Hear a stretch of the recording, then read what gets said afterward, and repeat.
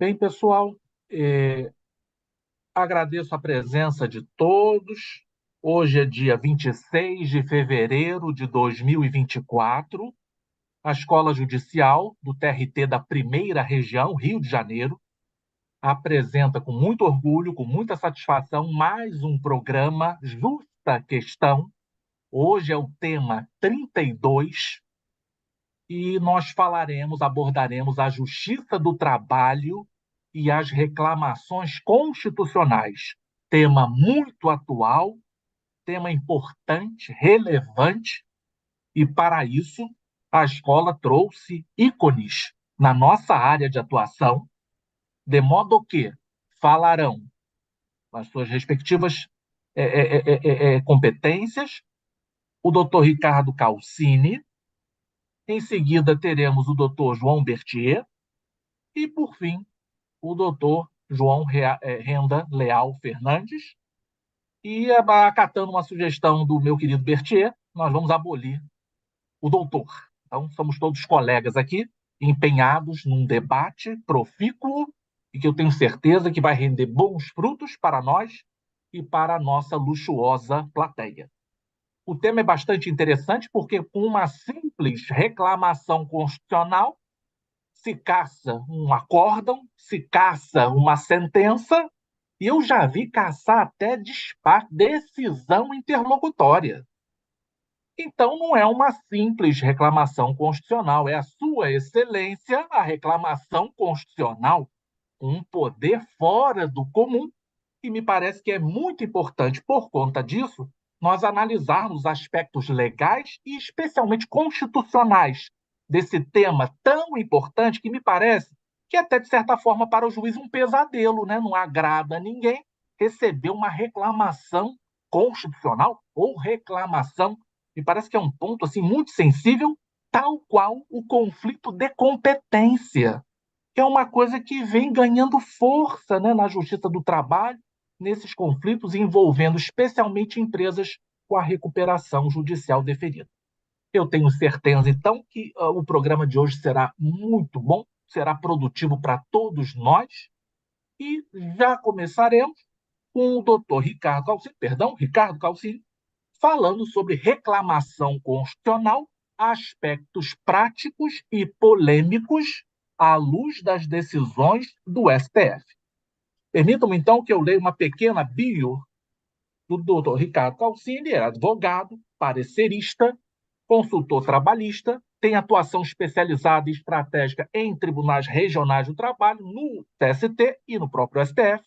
Ele é professor Master Science de Direito do Trabalho pela PUC São Paulo, professor e coordenador trabalhista da editora Mizuno, coordenador e colunista nos portais J, Migalhas e Conjur, autor de obras e de artigos jurídicos em revistas especializadas, membro e pesquisador GETRAP USP, GETRAP FDRP USP e Cielo Laboral, membro do Comitê Executivo da revista Síntese Trabalhista e Previdenciária, e é professor visitante de várias instituições, como a USP, RP, PUC, Rio Grande do Sul, PUC, Paraná, INSPER, São Paulo, IBMEC, Rio de Janeiro, FADI, São Paulo e ESA, da OAB. Então, sem mais delongas, passaremos, então, ao Ricardo Calcini. Doutor Ricardo, a palavra é sua.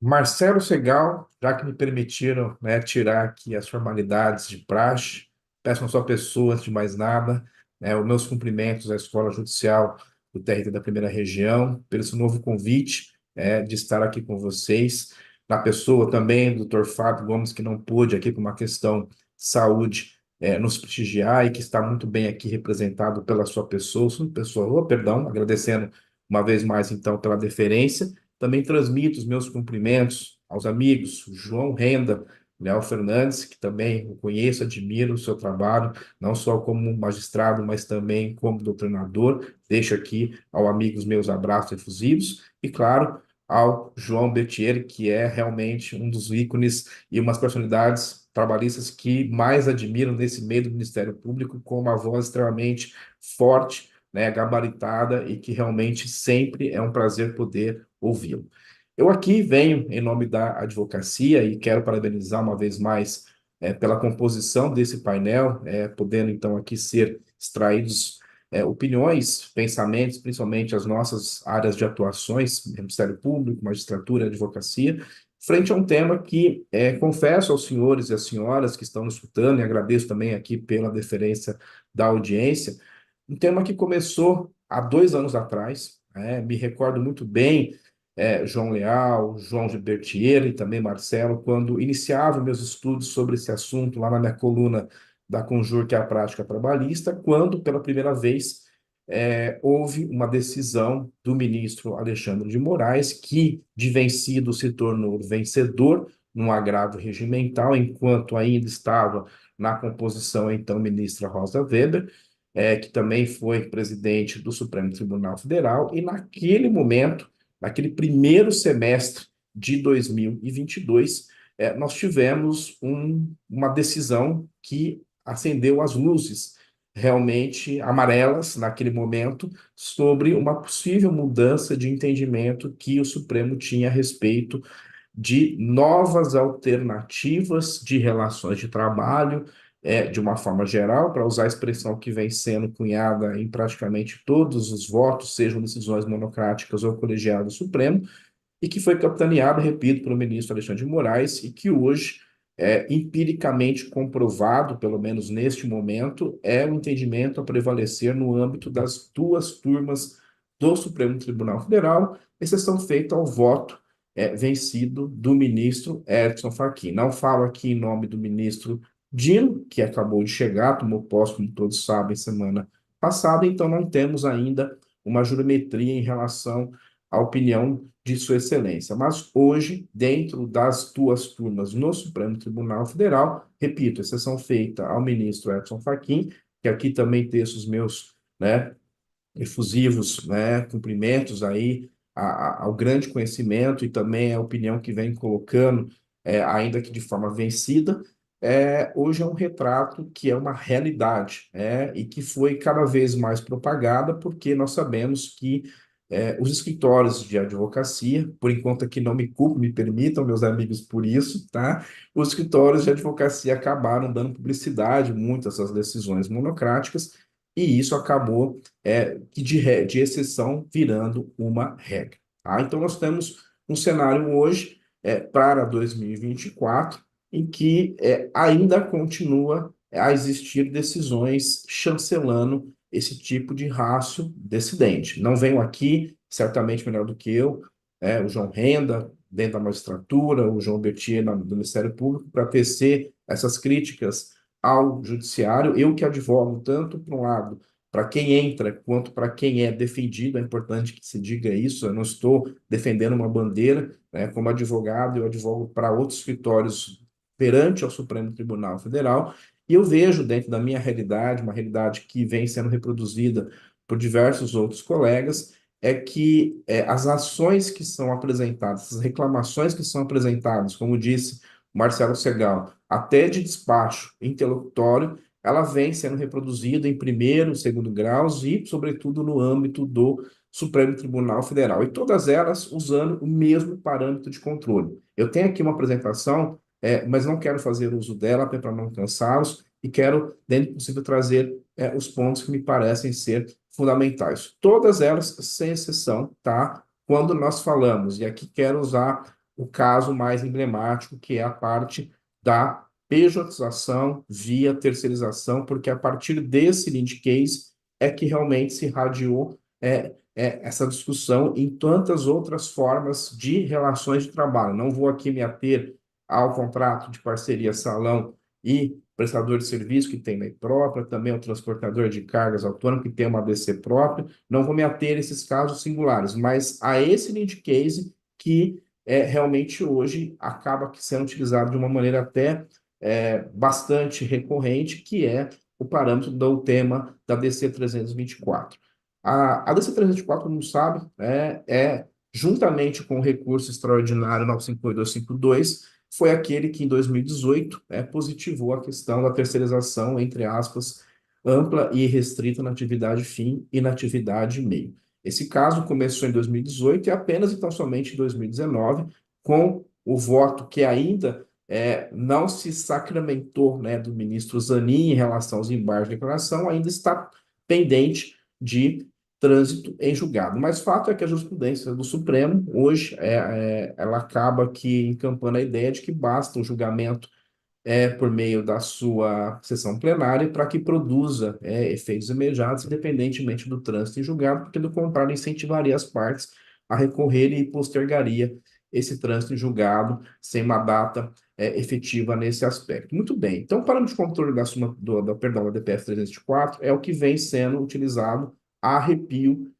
de muitos e muitos casos, porque se chancelou o entendimento, repito, no Lind Case, em que foi vencedor o voto do ministro Alexandre de Moraes de que seria possível a adoção de formas alternativas às relações trabalhistas, que não as típicas presentes na CLT, e que isso, segundo Sua Excelência, estaria tipificado hoje na Constituição Federal. Todos aqui estamos acompanhando, neste exato momento, está havendo o julgamento da repercussão geral envolvendo os trabalhadores por aplicativos. Até sexta-feira não vi, eu até gostaria de ter visto, mas acabei não vendo. Se os colegas puderem conferir, até o presente momento nós estamos com um voto, que é do relator do recurso extraordinário, o ministro Edson Fachin, pela repercussão geral deste tema, tá? E fora isso, ainda há pendente julgamento por meio de uns aplicativos pelo plenário do Supremo Tribunal Federal, uma questão envolvendo também essa temática de vínculo de emprego. Repito, isso é o que está sendo hoje formalmente sendo objeto de discussão e ainda sem uma definição formal, né, por parte do plenário do Supremo, aplicativos versus, tá, os seus respectivos prestadores de serviço. Repito, isso em nada, pelo menos aqui coloco uma primeira colocação, isso em nada tem a ver, pelo menos assim julgo, com terceirização, franquia, vínculo de advogados com os seus respectivos escritórios, corretor de imóveis terceirizados, e a lista acaba ficando cada vez maior, porque no fringir dos ovos, o que eu percebo na prática é que toda e qualquer relação de emprego que esteja sendo discutida hoje na Justiça do Trabalho, em tese, ela é passível de ser cassada, como disse o Marcelo Segal, por meio de uma reclamação constitucional. Os fundamentos são dos mais diversos, desde da primazia, da parte documental, contratual, frente à primazia da realidade, que nós sabemos que é um princípio muito basilar aqui dentro da área do direito do trabalho, desde ausência de vícios, de nulidades dos atos jurídicos que estão lá no artigo 66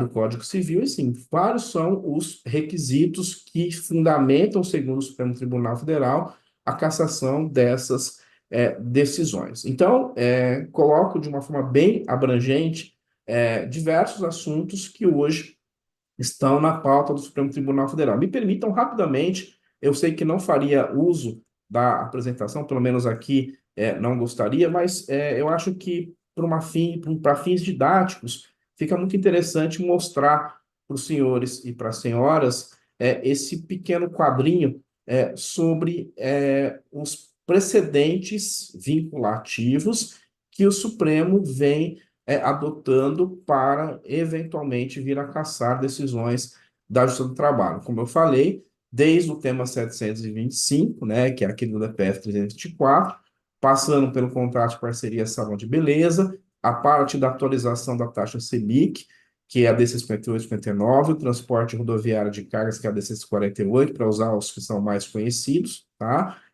A contribuição, fim da contribuição sindical obrigatória, a prevalência do negociado sobre os lados do tema 1046, perdão, a gratuidade do justiça, que está lá no tema da DI 5766, a retirada pelo Brasil das convenções, a retirada do Brasil da Convenção 158, a jornada de trabalho 12 por 36, tá, que está lá na DI 59994, ultratividade das normas coletivas da DPF 323, tabelamento das indenizações por danos morais, rigidez da edição de súmulas e a parte da demissão em massa, que é o tema 638.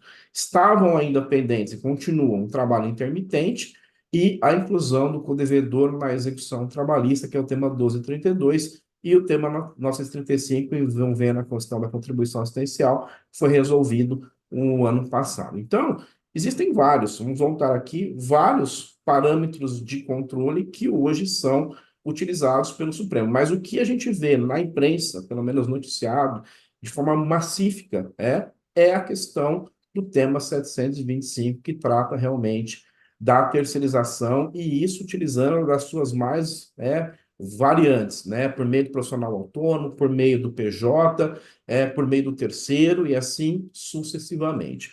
E aqui quero, repito, não venho como advogado trazer nenhuma crítica a nenhuma decisão, porque respeito todas elas, independentemente de quem as profere, mas como advogado eu venho aqui apenas trazer os aspectos que no dia a dia me deparo com trabalhar no Supremo Tribunal Federal e como isso, na prática, tá, vem interferindo de forma muito significativa o nosso trabalho aqui do outro lado. Então, o primeiro aspecto que eu quero ressaltar é que hoje o custo, da reclamação constitucional por força de lei federal, ele é extremamente convidativo que empresários ingressem com a reclamação para o pagamento de apenas e tão somente, para deixar bem claro, R$ 112,88. Esse é o valor que hoje se paga para entrar com uma reclamação no Supremo Tribunal Federal. Se a gente for comparar, por exemplo, com os depósitos recursais que hoje existem na Justiça do Trabalho, não há dúvida, em relação à escolha do procedimento que vai se adotar. Outro ponto, a questão da ausência de sucumbência, porque por mais que a reclamação seja uma ação constitucional, a maioria dos casos, os valores indicados nas petições iniciais são muito pequenos, e na prática os próprios ministros do Supremo Tribunal Federal sequer fazem a retificação, muito menos o arbitramento de valores de sucumbência, o que estimula também, em certa medida, o uso dessa reclamação diretamente ao STF. Outro ponto que o Marcelo Segal já bem colocou aqui, basta ter uma decisão, seja ela interlocutória ou definitiva, de primeiro, segundo graus ou do TST, não importa a fase em que o processo esteja, basta ter uma decisão, inclusive por meio de julgamento antecipado do mérito, tá lá como está no artigo 356 do CPC, para que a decisão possa estar sujeita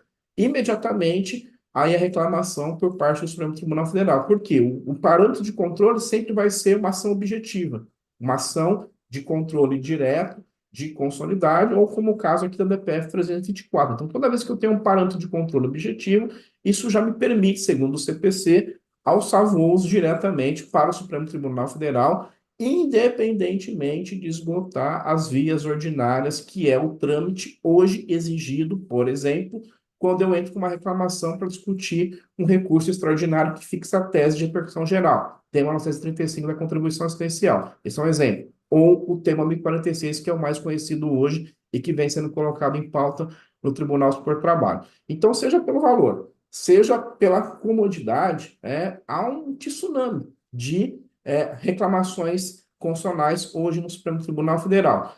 O último dado que eu tinha quando ainda era pesquisado, eu sei que mudou isso de forma muito significativa, mas eu gostaria de trazer aqui para os senhores e para as senhoras, diz respeito a essa tabelinha que existia e que, se possível, tinha para frente de controle antes de começar essa enxurrada de reclamações que nós estamos vendo no Supremo. Então, vocês estão vendo aqui que o expediente da reclamação ela não é própria do Supremo, por óbvio, porque o CPC permite que nós possamos entrar com reclamações para que os próprios tribunais possam fazer valer a autoridade e a competência das suas respectivas decisões. Mas no caso da reclamação do Supremo, de 848 processos até o final de 2022, né, vocês viram aqui que ainda é possível era administrável, né, em torno ali de 6.000 casos de reclamação. Hoje, segundo números que possuo,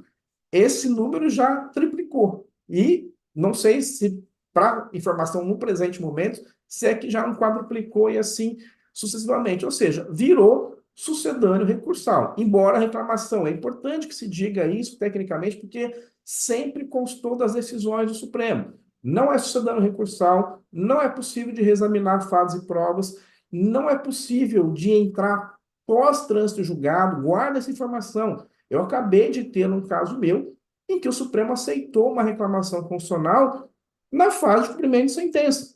Ou seja, com o trânsito em julgado estabelecido, mesmo a lei dizendo claramente que não seria possível a reclamação na fase executória. E isso para fazer valer, repito, a ratio decidente que foi estabelecida lá pelo Supremo na parte da terceirização. Então, isso muito preocupa, porque até então as reclamações estão sendo direcionadas na fase inicial, na fase de conhecimento, e o Supremo parece dar a entender, pelo menos nessa decisão que tive, que a execução também pode ser objeto de reclamações a depender do entendimento que vier a prevalecer, ou seja, processos de anos e anos que estão sacramentados com trânsito em julgado na fase de cumprimento de sentença, simplesmente virem a ser destituídos por intermédio da reclamação. Eu sei que estou falando demais, aliás, tem muita coisa aqui, mas eu queria caminhar para o final para respeitar o horário também dos meus colegas, eu queria ouvi-los, para dizer o aspecto, de novo, prático que nós estamos vivenciando hoje no dia a dia. Até o meio do ano passado, os advogados conseguiam ter uma interlocução muito amistosa nos gabinetes, junto com os ministros do Supremo Tribunal Federal, por conta de um número ainda limitado das reclamações propriamente ditas, como dito, né? Eu advogo para os dois lados. Então, a gente conseguia ter uma interlocução, ainda que mínima, com os gabinetes. Hoje, você entra, me permitam, com o embargo de declaração de uma decisão monocrática, eles não só convertem os embargos em agravo regimental, quando você insiste para poder despachar, eles adiantam o expediente do julgamento e já proclamam o resultado em questão de dias. Ou seja, é uma situação extremamente abreviada de rito procedimental, o que, na maioria das vezes, impede até que o contraditório e o devido processo legal seja feito. Lembrando que as decisões hoje que são monocráticas, em sua maioria, elas são proclamadas independentemente da parte contrária a ser ouvida. O regimento do TST, do Supremo Tribunal admite que a Constituição e o CPC, nesse aspecto, não sejam validados, porque segue a lógica de que há um entendimento iterativo dentro da Corte sobre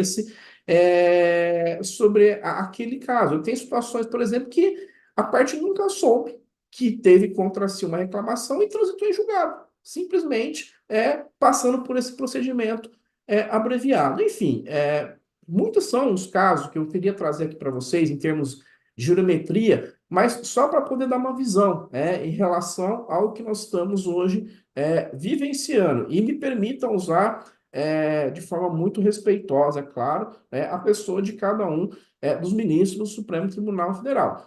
Exemplo, ministro Alexandre. Hoje, o ministro Alexandre é o percussor dessas reclamações, não só porque tem entendimento pela cassação, inclusive julga improcedente as próprias reclamatórias trabalhistas, ele acaba que caminhando pelo julgamento de mérito das reclamatórias e ele que foi quem estabeleceu a incompetência, no primeiro momento, dessas questões para a justiça comum. Isso ainda não é pacífico dentro do Supremo Tribunal Federal. A maioria dos ministros simplesmente se limita a cassar e devolver o processo para o tribunal fazer a análise do novo julgamento à luz do parâmetro que aqui se estabelece.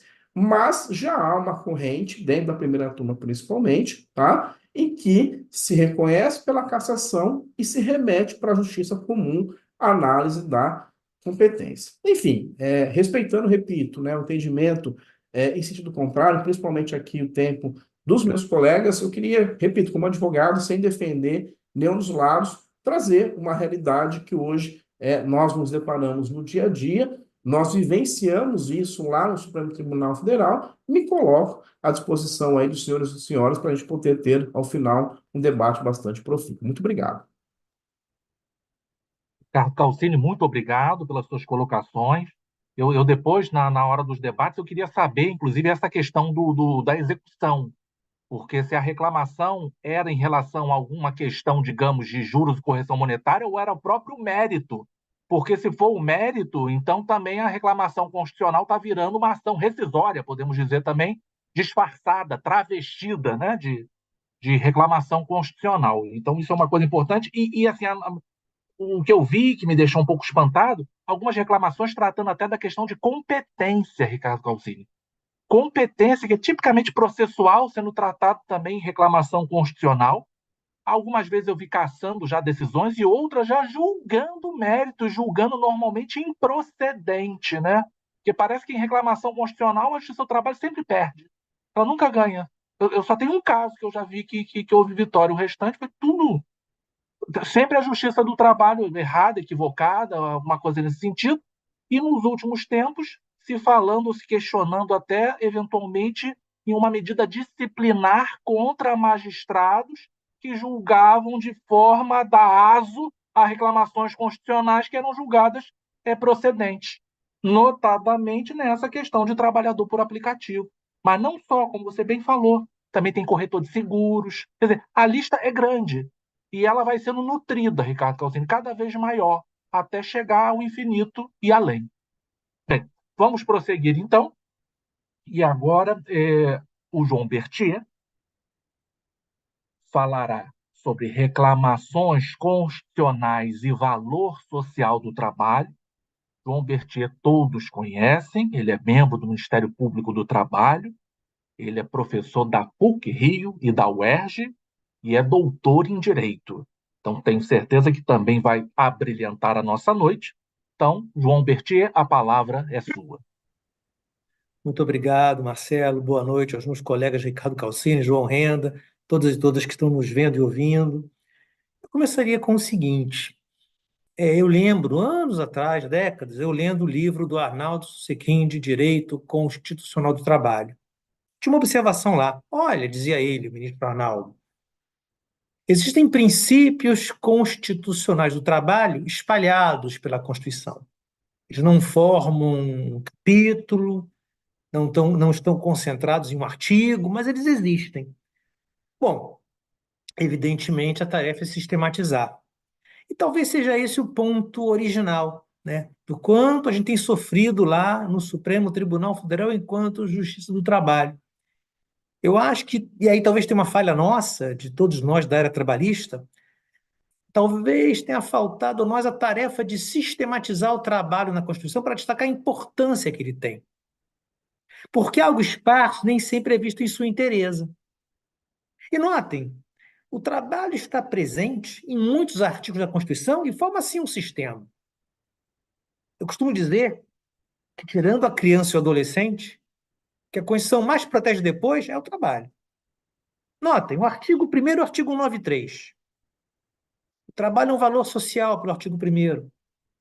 É o primado dele que funda a nossa ordem social, artigo 193. A ideia é, uma sociedade para ser viável tem que produzir as riquezas que precisa. O trabalho é um fator de produção. O trabalho é importante para a sociedade. Isso vale para uma tribo de índios, vale para uma sociedade como a nossa. Uma sociedade, para ser viável, tem que produzir riquezas que precisa. Se as produzir, está viável economicamente. Em função de como a gente distribui, fica viável eticamente. Direito ao trabalho tem a ver com a viabilidade ética da sociedade, não só econômica. Mas o trabalho tem uma importância que não é só uma importância para a coletividade, para cada pessoa. As pessoas buscam trabalho para construir uma história de vida. O trabalho dá significado à nossa existência. Por isso há um direito ao trabalho do artigo 6º, dentre lá os direitos sociais, ao direito ao trabalho.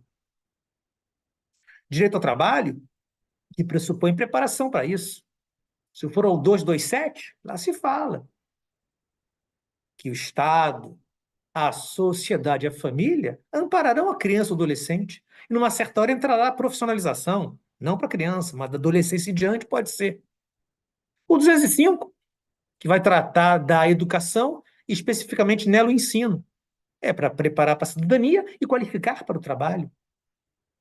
Resultado: se formos olhar a Constituição panoramicamente, dá para fazer um microsistema da importância constitucional do trabalho. É um valor social, é o primário dele que funda a nossa ordem social, o trabalho deve ser para todos, todos para ele serão preparados. Agora, claro, posso ver o artigo 5º. Lá está o direito, eu tenho a liberdade de trabalho, escolher trabalho, ofício ou profissão, atendidas as qualificações profissionais que a lei estabelecer. Qualquer pessoa pode ambicionar exercer qualquer trabalho. E se norma legal cria requisito para exercer um certo trabalho, cria erga omnes. Quem quiser exercer vai ter que atender o que a lei estipulou. Então, notem, o trabalho não é uma pequena parte da Constituição, não é o artigo 7º. O trabalho permeia toda a Constituição por sua importância para a sociedade e para as pessoas, para cada um. Agora, claro, se eu parasse por aqui, eu ia descrever um mundo idealista, né? As pessoas se preparam para o trabalho, escolhem um trabalho. Nós bem sabemos que não é assim. Esse direito ao trabalho realiza-se no mercado de trabalho. E quando você lança a mão da palavra mercado, é claro que você está falando de um ambiente que produz e reproduz diferenças. Tem quem consegue um emprego, quem não consegue aquele emprego. Quem é promovido, quem não é promovido. Quem é dispensado, quem não é dispensado. Quem passa no concurso, não passa no concurso. Quem está na melhor empresa do ramo, quem está na pior empresa do ramo. Num jogo produtor de diferenças, as pessoas não partem do mesmo ponto. Muita gente tem pouca chance. Aliás, quantas pessoas trabalham com aquilo que realmente se identificam? Como eu canso de dizer, isso é para poucos no capitalismo. Trabalhar com aquilo que você se identifica, as pessoas trabalham com aquilo que conseguem. Por isso que do ato de trabalhar com subordinação devem vir direitos. Entra o artigo 7º. É a promessa constitucional que dá para fazer. Não dá para prometer que todos realizarão cada um sua vocação. Dá para prometer, do ato de trabalhar, advirão direitos. Isso está no artigo 7º para trabalhadores em geral, mas está no 39, parágrafo 3º, para o servidor civil, está no 142 para o servidor militar. Essa ideia é uma ideia que está no sistema, do ato de trabalhar vem direitos. Agora, são direitos que sofrem rejeição social. Né? Não dá para esquecer, relações de trabalho são também relações de poder. Né? O Calcini falou muito bem, né? Existem outras alternativas de forma de contratação? Existem. Né? Mas a questão não é existirem outras alternativas. A questão é saber se é uma outra alternativa ou se é uma fachada. Porque não dá para esquecer que relações de trabalho são relações de poder. Sem isso, não se compreende o que é o mercado de trabalho. Pois bem, esses direitos do artigo 7º encontram resistência. É normal, né? É muito complicado quando a rejeição social a uma norma vem do mais forte. Tem normas que são de aceitação social. Está tudo da criança e do adolescente. Eu trato bem a Fernandinha Bertier porque é minha filha, não é porque o ECA determina. Tem normas que mandam fazer o que as pessoas fazem, outras não. Outras mandam fazer coisas que a pessoa vai resistir. Direitos trabalhistas sofrem alguma resistência por parte de quem é o devedor, é natural. E aí é muito importante que temos mecanismos de reação a isso. E aí, eu posso citar o artigo 186, propriedade rural para cumprir função social são respeitados os direitos trabalhistas. 186, se há trabalho escravo, cabe a expropriação, 243. Cabe ao SUS colaborar com a proteção do meio ambiente, inclusive do trabalho. E, aliás, tal é a importância que o trabalho tem, que no tema trabalho, a Constituição faz o Estado mostrar todas as suas caras. O artigo 22.1 é o Estado legislando em matéria trabalhista, a União Federal produzindo leis trabalhistas. É o Estado legislador. Aí eu vou ao 21, inciso 24. É o poder de polícia. Cabe à União organizar, manter e executar a inspeção do trabalho. É o poder de polícia para fiscalizar. Fazer com que se garanta salário em dia, férias concedidas. O 23.10. Cabe ao Estado, na figura da União, Estados, municípios, deve combater causas da pobreza. Por isso, em todo município, em todo Estado, no DF, há uma secretaria municipal que, em sua pasta, tem o tema trabalho, para qualificar pessoas para o trabalho, aquecer a economia. A União Federal tem políticas públicas trabalhistas, tem poder de polícia. União tem esse papel. Estados, municípios, DF, não tem poder de polícia trabalhista, mas tem função de políticas públicas. Até porque a busca do pleno emprego, artigo 170, inciso 8. O que eu estou mostrando é que talvez seja muito importante mostrar a importância que o trabalho tem na literalidade da Constituição. Essa sistematização que eu faço, não faço preenchendo lacunas, faço citando normas da Constituição que têm entre si uma certa coerência, porque o tema é o tema do trabalho, a sua importância para a ordem jurídica. Aliás, tal a importância do tema que é uma justiça para compor conflitos trabalhistas. O artigo 114, né? O Ricardo foi numa linha muito boa, né? De fato, o Supremo pode virar uma Suprema Vara do Trabalho, se tratar a reclamação como vem tratando. Notem, mais ainda, não é só o Estado que tem tarefa a cumprir, aliás, não é só o Judiciário. No 128, lá está o Ministério Público do Trabalho. Tanto há direito fundamental a defender, que é um ramo do Ministério Público nisso especializado. Agora, claro, se a Constituição dá importância ao trabalho, não entregará tudo ao Estado. Tem o artigo 8º, sindicatos. O 37, inciso 6, sindicalização para servidor civil. O artigo 9º, greve para trabalhadores em geral. O 37.7, servidor civil tem greve, claro. Pelo 142, o militar, nem greve, nem sindicalização pode, porque é um regime específico de trabalho. Aliás, né, tanto é importante o trabalho que lá no artigo 10 da Constituição, se órgão público discute um tema que vai envolver capital trabalho, tem representação de empregados e de empregadores lá. E o artigo 11 prevê a figura do representante de empregados na empresa. O que eu estou mostrando é que o trabalho está presente de sobra na Constituição. Valorizá-lo não é estar fora da curva, está no coração da Constituição. E aí que está o ponto, né? Temos uma Constituição repleta de valores. Podem chamar de aberta, podem chamar de programática. Fato é que é uma Constituição repleta de valores. Isso eu acho importante porque para acompanhar a trajetória de uma sociedade. Uma Constituição tem que tentar ser permanente, adaptando-se ao mundo. É bom que ela seja assim. Não daria para ter uma Constituição formal, descrevendo mecanicamente como o Estado funciona e ser pouco. Tem que definir direitos fundamentais, apontar fins, consagrar valores. Isso é positivo? Agora implica trazer uma questão, a questão de escolhas, né? Eu sei que na doutrina tem lá quem defenda que para qualquer situação jurídica há uma resposta que é a melhor. Moralmente falando, ela é a melhor. Por mais você não vai convencer a todos disso, ela existe. A linha lá do Dworkin, não. Para qualquer situação jurídica, há uma saída que é a melhor. Você pode não convencer a todos, mas ela é melhor. Eu acho perigoso isso, porque essa história de ter uma solução que é a melhor te faz apostar num sábio. E eu prefiro apostar na democracia. Resultado, eu acho que existem escolhas a fazer com a Constituição que temos. E esse é que é o ponto ao qual eu queria chegar.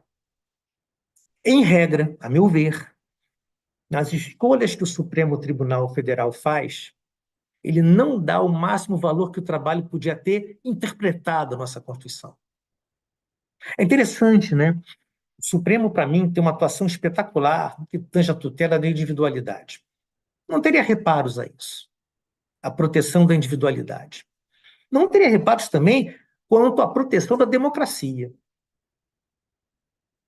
Mas eu acho que no que tange ao direito de trabalho, o Supremo podia, e é nosso papel levar essas ideias lá, podia tentar ver e ter mais simpatia pela ideia da importância que o trabalho tem na Constituição. Notem, claro que aqui também há César o que é de César. Tem decisões do Supremo que eu acho positivas, né? A questão do 927 do Código Civil, responsabilidade objetiva do empregador se a atividade na qual você se acidentou empregado é de risco acentuado, perfeito. A dispensa em massa implicar prévia em negociação sindical, perfeito, né? A questão da inconstitucionalidade, da questão de colocar lactantes e gestantes em trabalho insalubre, declaração de constitucionalidade dessa parte da reforma.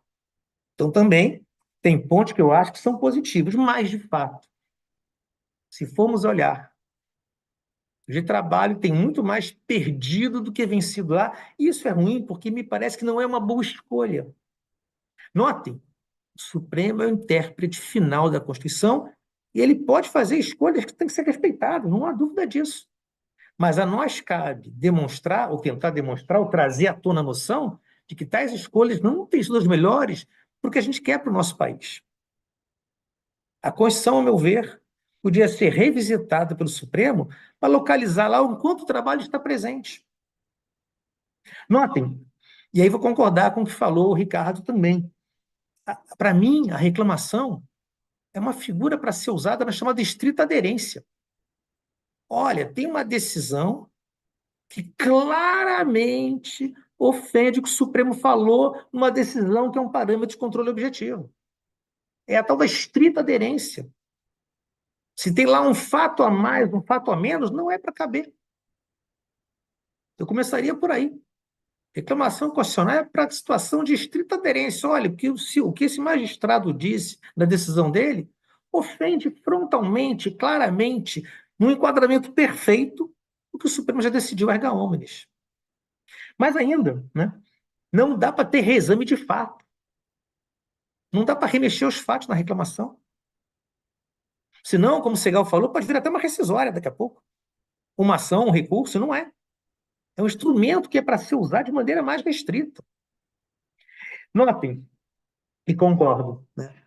Isso começa com a decisão do ministro Alexandre de Moraes quanto à pejotização. Qual é a minha questão aqui? Não dá para esquecer que nós, da área trabalhista, temos um direito a aplicar a casos concretos que são de uma variação que vai ao infinito. Sim, pode haver uma contratação não fraudulenta de uma pessoa jurídica. Em outras tantas situações pode ser fraude. E isso demanda análise do caso concreto. Não dá para imaginar um padrão para tratar isso. Então, de fato, acho que as reclamações constitucionais precisam ser vistas como figura mais restrita a essa ideia. Olha, tem uma aderência estrita entre a decisão que se está atacando e a posição do Supremo erga omnes. Não dá para reexaminar fato, não é um recurso. Usar isso em excesso, a meu ver, até desestabiliza toda a estrutura processual que nós temos. Há um caminho a seguir. Processo é isso.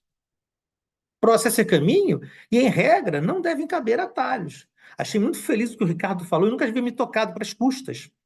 De fato, né? Isso pesa muito. Achei um argumento interessantíssimo. Notem, e aqui eu vou dizer a vocês todos que eu, de fato, não sou um pessimista, não. Eu acho que a situação não está boa, mas é fundamental ter temperança, né? De trabalho, eu até hoje lembro, quando eu decidi ir para esse ramo, eu sabia. Estou indo para um ramo que é instável. Como falava o Gerard Leon-Cahan, de trabalho está sempre mudando seus esquemas. Porque tem a ver com o conflito capital-trabalho. A equação política muda, as coisas mudam.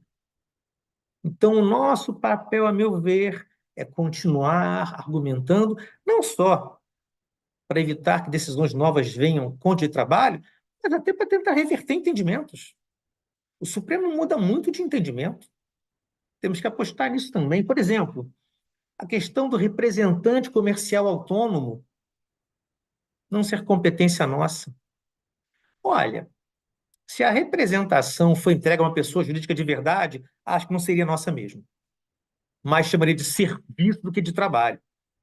Mas se o representante comercial é um ser humano, eu não teria dúvida de que ele está trabalhando. Uma vez um aluno lá na UERJ chegou para mim, professor, essa importância que o senhor vê no trabalho eu não consigo ver. Eu falei, não, perfeito, lugar de discutir essas coisas, sala de aula mesmo. Eu falei, olha, vou dizer uma coisa para você. Nessa sala de aula aqui, tudo é fruto do trabalho. Essa parede pintada, essa cadeira onde você está sentado, esse piso onde você está aí de pé, essa energia elétrica que chega aqui, a roupa que você usa, tudo é fruto de trabalho. O trabalho está à nossa volta o tempo todo, por isso ele é importante. Nós vivemos em volta de trabalho feito, fazendo trabalhos novos.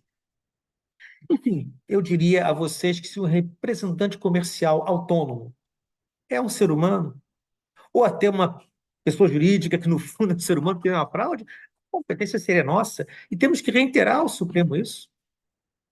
O Supremo rever posições, vale a pena repensar isso, né? Outra coisa que me entristece muito, né?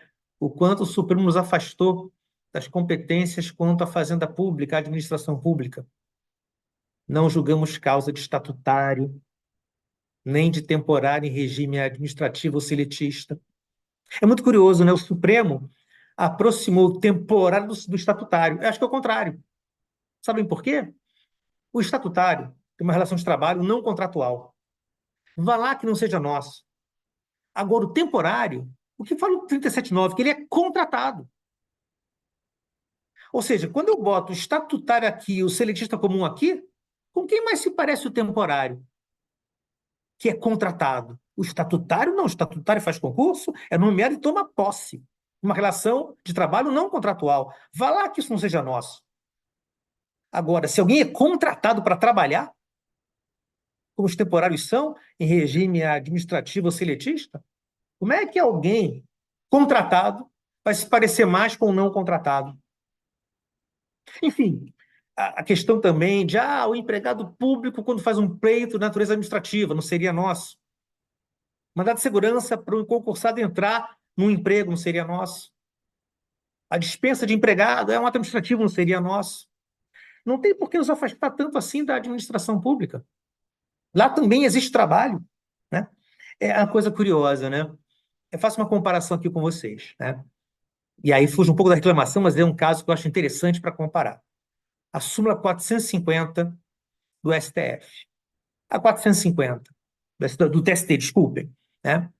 Aquela questão lá, olha, se você conceder as férias na época, mas não pagar, paga em dobro, não pagar na época própria. O Supremo disse não. Naquela arguição de descumprimento do princípio fundamental, não. Na DPF, não. As férias dobradas, quando não concedidas na época própria. Agora, se concedeu, mas não pagou na época própria, não dobra. Será que não? Disse o Supremo, isso implica o TST atua como legislador, isso implica violar a separação de poderes. Será? Será que o Supremo violou separação de poderes? Será que o TST, desculpe, o TST violou separação de poderes? Violou legalidade? Notem, férias, né? Por que avisar antes, como 135 da CLT prevê, para o empregado se organizar? Por que pagar antes? Para executar o planejado. Por que mais um terço? Para ter mais dinheiro quando está livre de trabalhar. Férias tem a ver com isso. Eu sou avisado antes, que o empregador marcou para me organizar. Recebo antes para executar o que eu planejei. Recebo mais porque estou com mais tempo para mim. É para dar qualidade às férias. Ora, se eu tenho as férias na época própria e não sou pago, ou sem um terço, as férias não tiveram sua qualidade. Eu acho que a súmula 450 estava certa. Férias sem um terço não são férias. Férias sem pagamento segundo 145 não são férias. Mas o Supremo disse não. Diz trabalho aqui, o TST aqui, violou separação de poderes, violou legalidade, fez uma analogia, se comportou como legislador. Eu faço uma comparação com os senhores. O Supremo Tribunal Federal entendeu que o servidor civil da segurança pública não pode fazer greve. O Supremo aqui mandou aplicar uma regra de trabalhador militar para civil. Comparando os dois casos, o que o TST fez tem muito mais sustentação. Eu compreendi o Instituto Férias, eu compreendi o que são férias, para entender o seguinte: olha, se o sujeito é pré-avisado das férias, sai de férias, mas o pagamento não vem na época própria, as férias foram prejudicadas. Isso, sistematicamente, é muito mais sustentável do que você aplicar a um servidor civil uma regra de militar. O regime militar é excepcional. Você não estende exceção. Quem foi mais legislador comparando a súmula 450 do TST com o Supremo quanto a essa questão de servidor civil da segurança pública não fazer greve? Quem extrapolou mais? Eu acho que o Supremo aqui, eu discordo de você aplicar um civil regra de militar. Acho que o TST não. Na 450, ele compreendeu na sistemática o que são férias. Resultado que eu estou mostrando é que essa é uma batalha a ser travada com temperança, com argumentação, né? Eu acho que a batalha está longe de ser perdida, batalha no campo das ideias, claro, e é fundamental lembrar que, fora lutar por competência, temos que lutar também por ter atribuição para reconhecer vínculo. O artigo 9º, para mim, aliás, quando eu pego o artigo 2º, o 3º, o 9º e o 468, para mim, essa é a espinha dorsal da CLT. É o 2º conceito de empregador, o 3º empregado, o 9º combater fraude, o 468 evitar alteração em prédios. É a espinha dorsal da CLT. O artigo 9º não pode ser tirado de cena. É da nossa essência verificar se havia uma relação de emprego camuflada o que quer que ela seja, de estágio, de trabalho autônomo, de PJ, uma terceirização que, no fundo, é uma intermediação de mão de obra. E, por fim, eu faço uma última colocação, já terminando aqui. Por que é tão importante que as pessoas tenham direitos trabalhistas? Eu diria o seguinte: recentemente o Brasil viu pessoas destruindo a Praça dos Três Poderes. Eu tenho muito receio desse ser humano sem direitos, esse ser humano necessitado, sem perspectiva, imediatista, né? Porque isso é um risco para a própria democracia. Direito do trabalho é uma ponte entre o capitalismo e a democracia. É essencial que do ato de trabalhar de forma subordinada venham direitos. Para a pessoa ser um cidadão civil, já que tem nome, político porque vota e social, que tem condição de vida. O juiz de trabalho tem um papel a cumprir no que tange defender a democracia. Não dá para criar uma legião de seres humanos necessitados, sem direitos, sem perspectiva imediatista, porque em quem que eles votam? Uma sociedade assim é democraticamente sustentável? Muito obrigado. Olha, Bertie, você sempre surpreende positivamente. Só elogios aqui a sua fala, as suas colocações. Meus Então, tá sem som, parabéns. Segal? Ouvindo bem agora? Então, eu dizia que você sempre surpreende positivamente. Só elogios aqui no YouTube, as suas colocações, realmente com uma carga jurídica e humanística impressionante. Meus parabéns, realmente.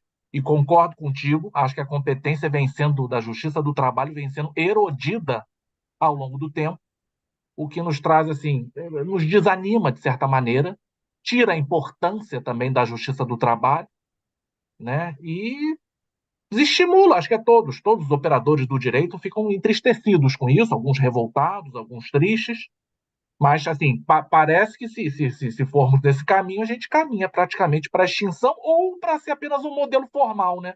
Da existência de uma justiça formal, mas que, de fato, não atua, não muda a sociedade, não transforma as vidas.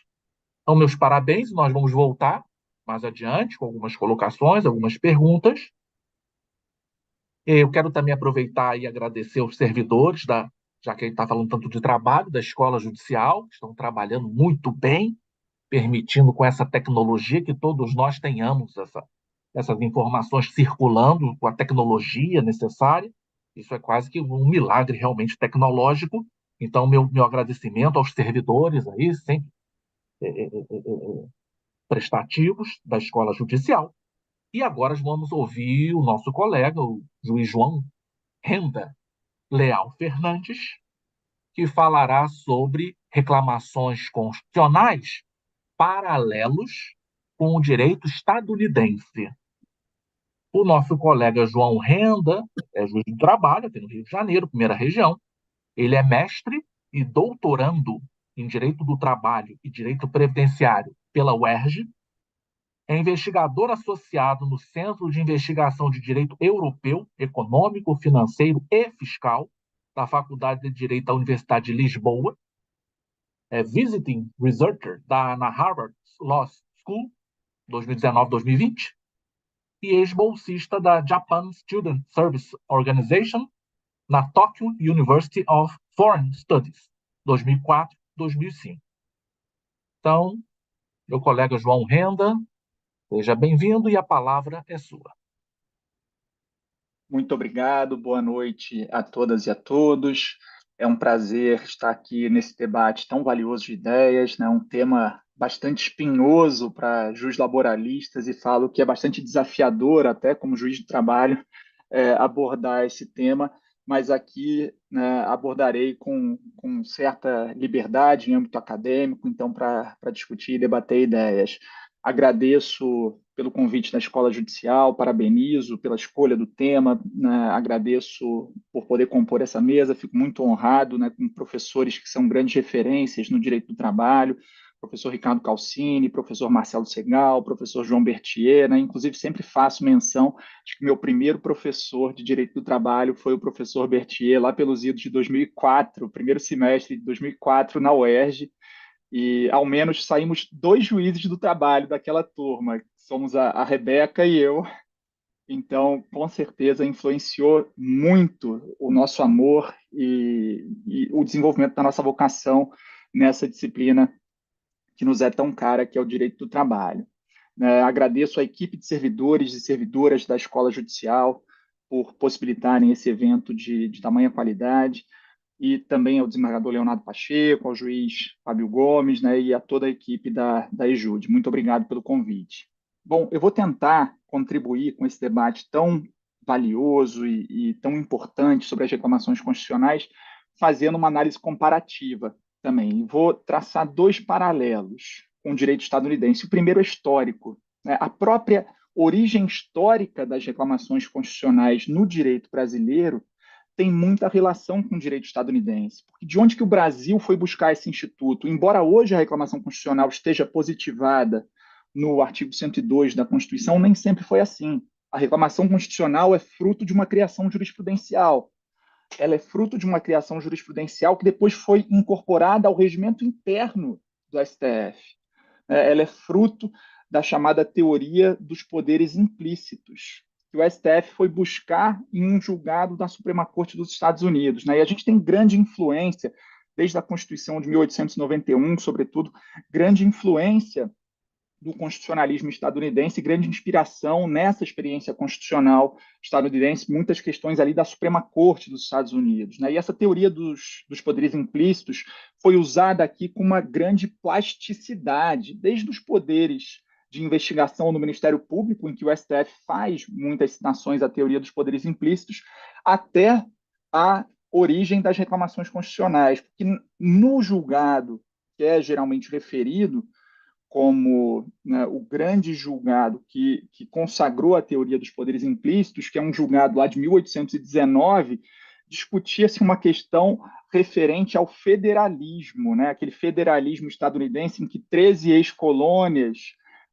decidiram primeiro se reunir sob a forma de uma confederação e depois sob a forma de uma federação, né, criando essa forma de organização do Estado que teve grande influência mundo afora.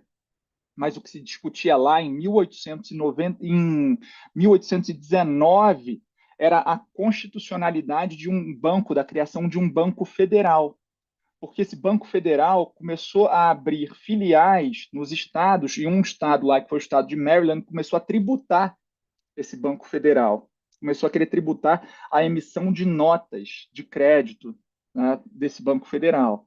E ainda não havia a consagração lá da imunidade tributária recíproca, mas a Suprema Corte dos Estados Unidos entendeu, quando julgou um caso que se chama McCulloch versus Maryland, que é de 1819, que a Constituição, quando criou aquele ente federativo central, que era a União, implicitamente atribuiu à União poderes e competências, né, meios para exercer os poderes que a ela eram conferidos pela Constituição. E esse debate é muito atual, novamente, por lá, porque atualmente se discute se a Constituição seria uma Constituição viva, que se adapta ao presente momento, ou se ela deve ser lida com base no sentido das palavras, o sentido original da época em que a Constituição foi redigida, lá em 1787. Mas essa teoria dos poderes implícitos, então, que consagrou e que foi trazida para nós,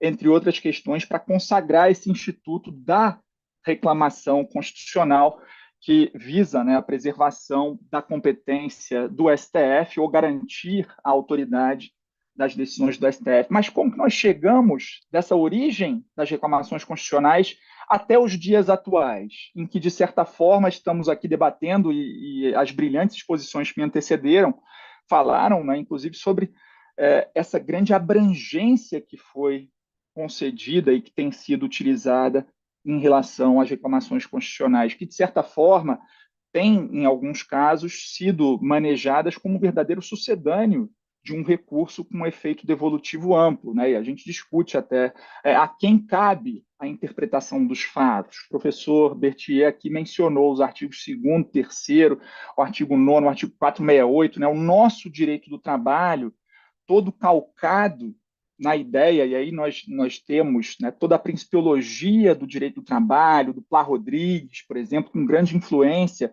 em todo o direito do trabalho latino-americano, que consagrou a primazia da realidade sobre a forma, além de outros princípios, princípio da proteção, princípio da irrenunciabilidade, e, de certa forma, vemos alguma reviravolta na interpretação que é dada a esses institutos, conforme decisões recentes do Supremo Tribunal Federal, mas acredito e tenho certeza que ainda há muito a ser discutido nos próximos meses e anos. Mas isso concordo com o querido Berthier, que o direito do trabalho está sujeito a essas reviravoltas, é conflito capital-trabalho. Muitas vezes há esse chamado backlash, né?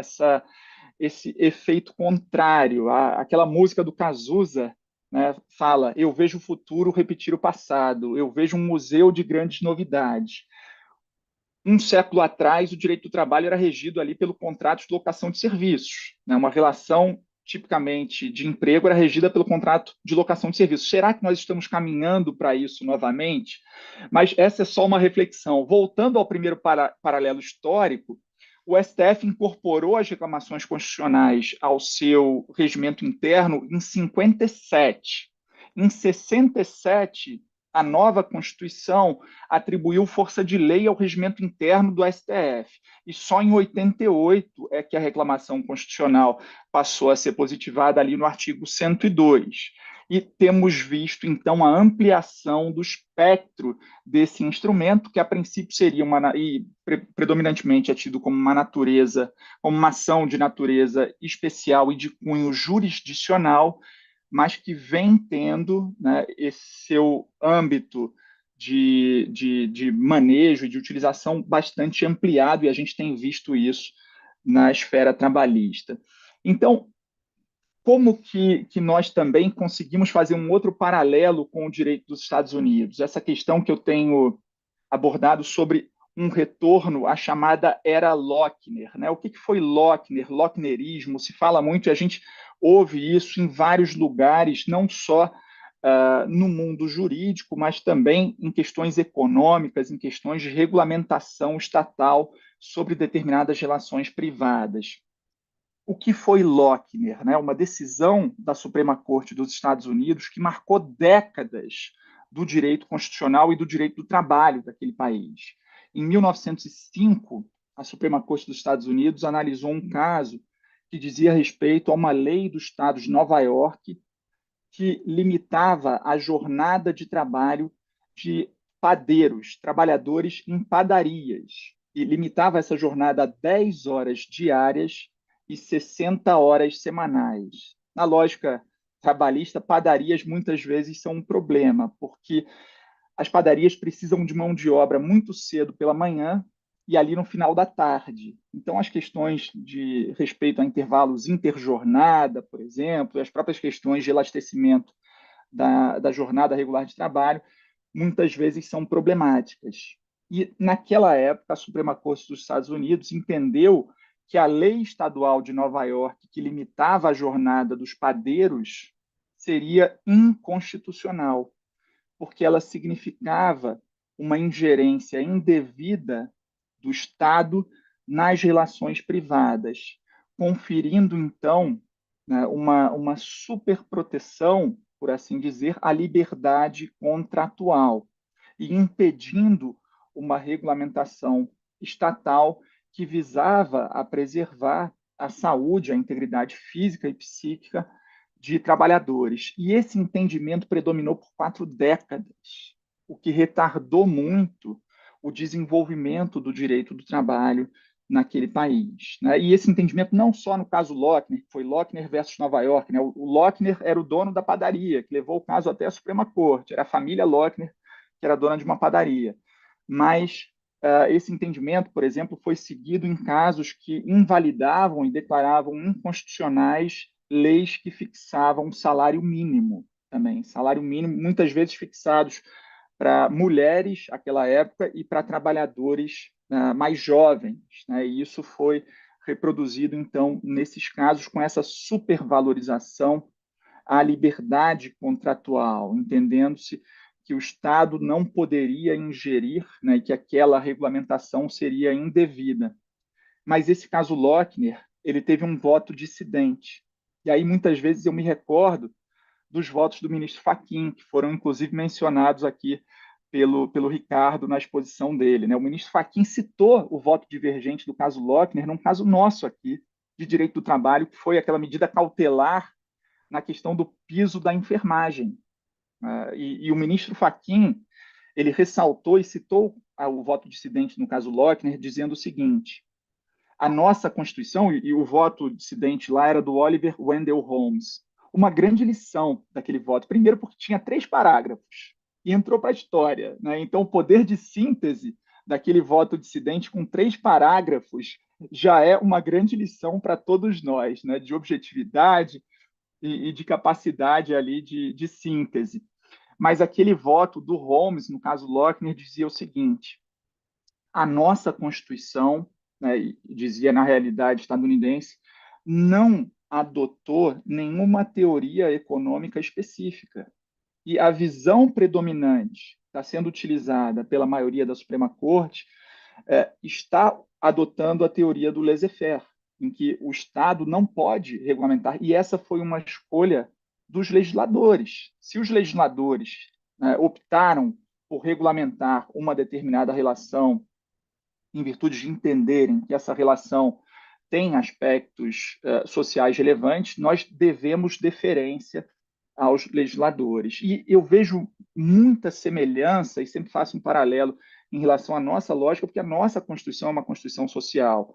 E ainda que nós não tenhamos isso de forma muito sistemática, como Berthier bem pontuou, nós temos ali elencados direitos que são, a meu ver, inalienáveis e que, de certa forma, têm sido relativizados. E aí não só sob o aspecto de direito material, né? E aí no direito material eu vejo muito ali a tese 725, a questão da licitude, da terceirização de atividade fim, isso sendo, de alguma forma, estendido para várias interpretações em direito material, mas também a ADC 48 em questões de competência, né? Como o Segal bem entendeu. Né? E, então, nós estaríamos caminhando para um retorno a Lochner, né? Essa visão, mas ainda temos dúvidas em relação à interpretação de determinadas decisões do STF, ainda não temos ali um posicionamento. Seria essa possibilidade de contratação por escrito, um contrato civil, seria isso válido e chancelado para todo e qualquer caso,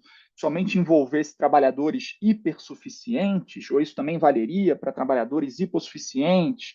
Todo o debate da pejotização, já vejo muitos casos, hoje em dia, que trazem ali contratação até de motoboys, né, como MEIs, as pessoas são, de alguma forma, compelidas a abrir ali uma pessoa jurídica para que sejam contratadas. Acho que ainda há muito a ser discutido sobre isso. Vejo movimentos, né? Houve até agora a assinatura de um manifesto e vários professores do mundo inteiro, Alain Supiot, João Leal Amado, Vina Dubal, né, para falar aí de professores, um professor francês, um professor português, uma professora estadunidense, mas né, pessoas renomadas da seara laboral do mundo inteiro assinando um manifesto né, para ser entregue ao STF. Agora, manifestações em defesa da competência da Justiça do Trabalho e todo esse debate em relação à capacidade, à competência da Justiça do Trabalho para decidir sobre fraudes à relação de emprego, que, sobretudo, é uma questão fática. Né? Então, as varas do trabalho seriam o ambiente mais apropriado para a colheita de provas e para que se analisasse efetivamente a presença dos elementos de uma relação de trabalho, né? Sobretudo os elementos da subordinação, e aí no seu aspecto estrutural, o elemento da não eventualidade, com a teoria dos fins do empreendimento, tão bem desenvolvida pelo ministro Godinho.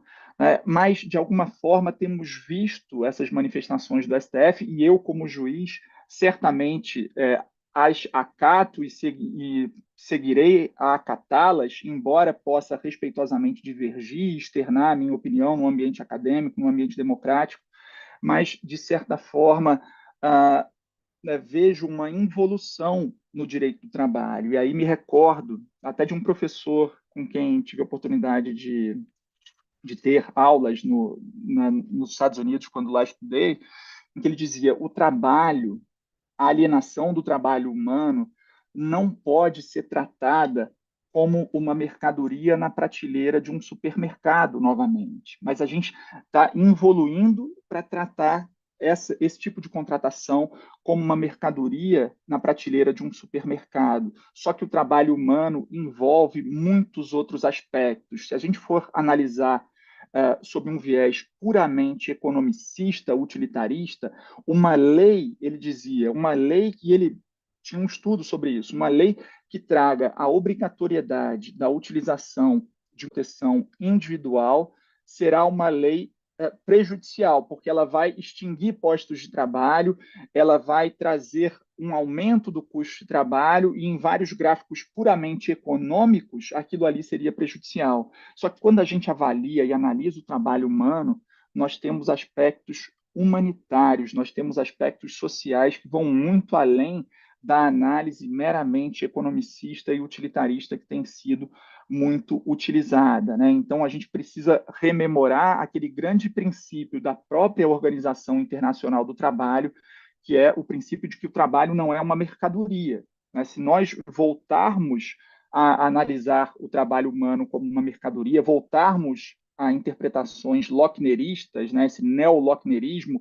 ou na nossa lógica aqui, com uma tradição mais romano-germânica, voltarmos a tratar o trabalho como um contrato de locação de serviços, isso trará muito prejuízo, trará muita involução, mas acho que ainda há um grande debate de ideias a ser travado, inclusive nas futuras decisões da nossa Corte Constitucional.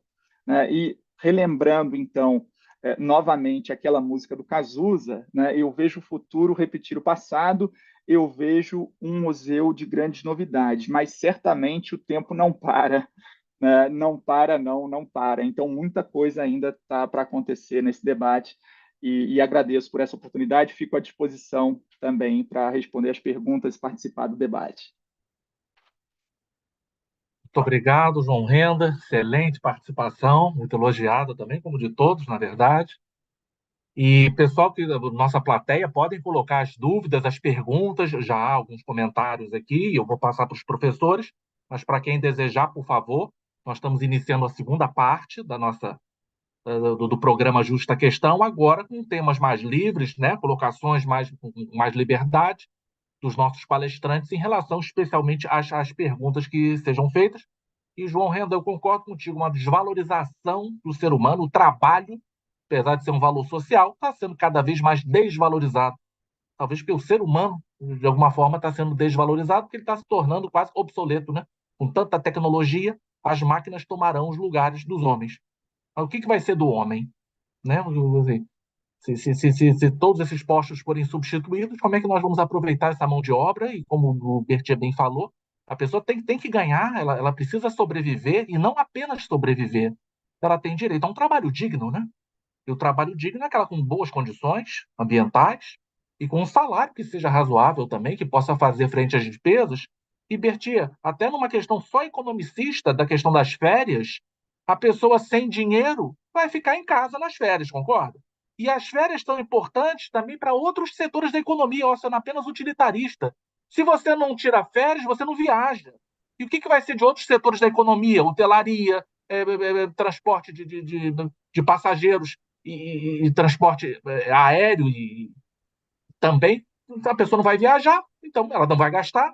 Então ela precisa daquilo para aquecer outros setores também da sociedade. Na verdade, repito, eu estou excluindo a questão humanitária, apenas pela questão da economia. É necessário que seja cumprido isso, porque outros setores dependem disso também.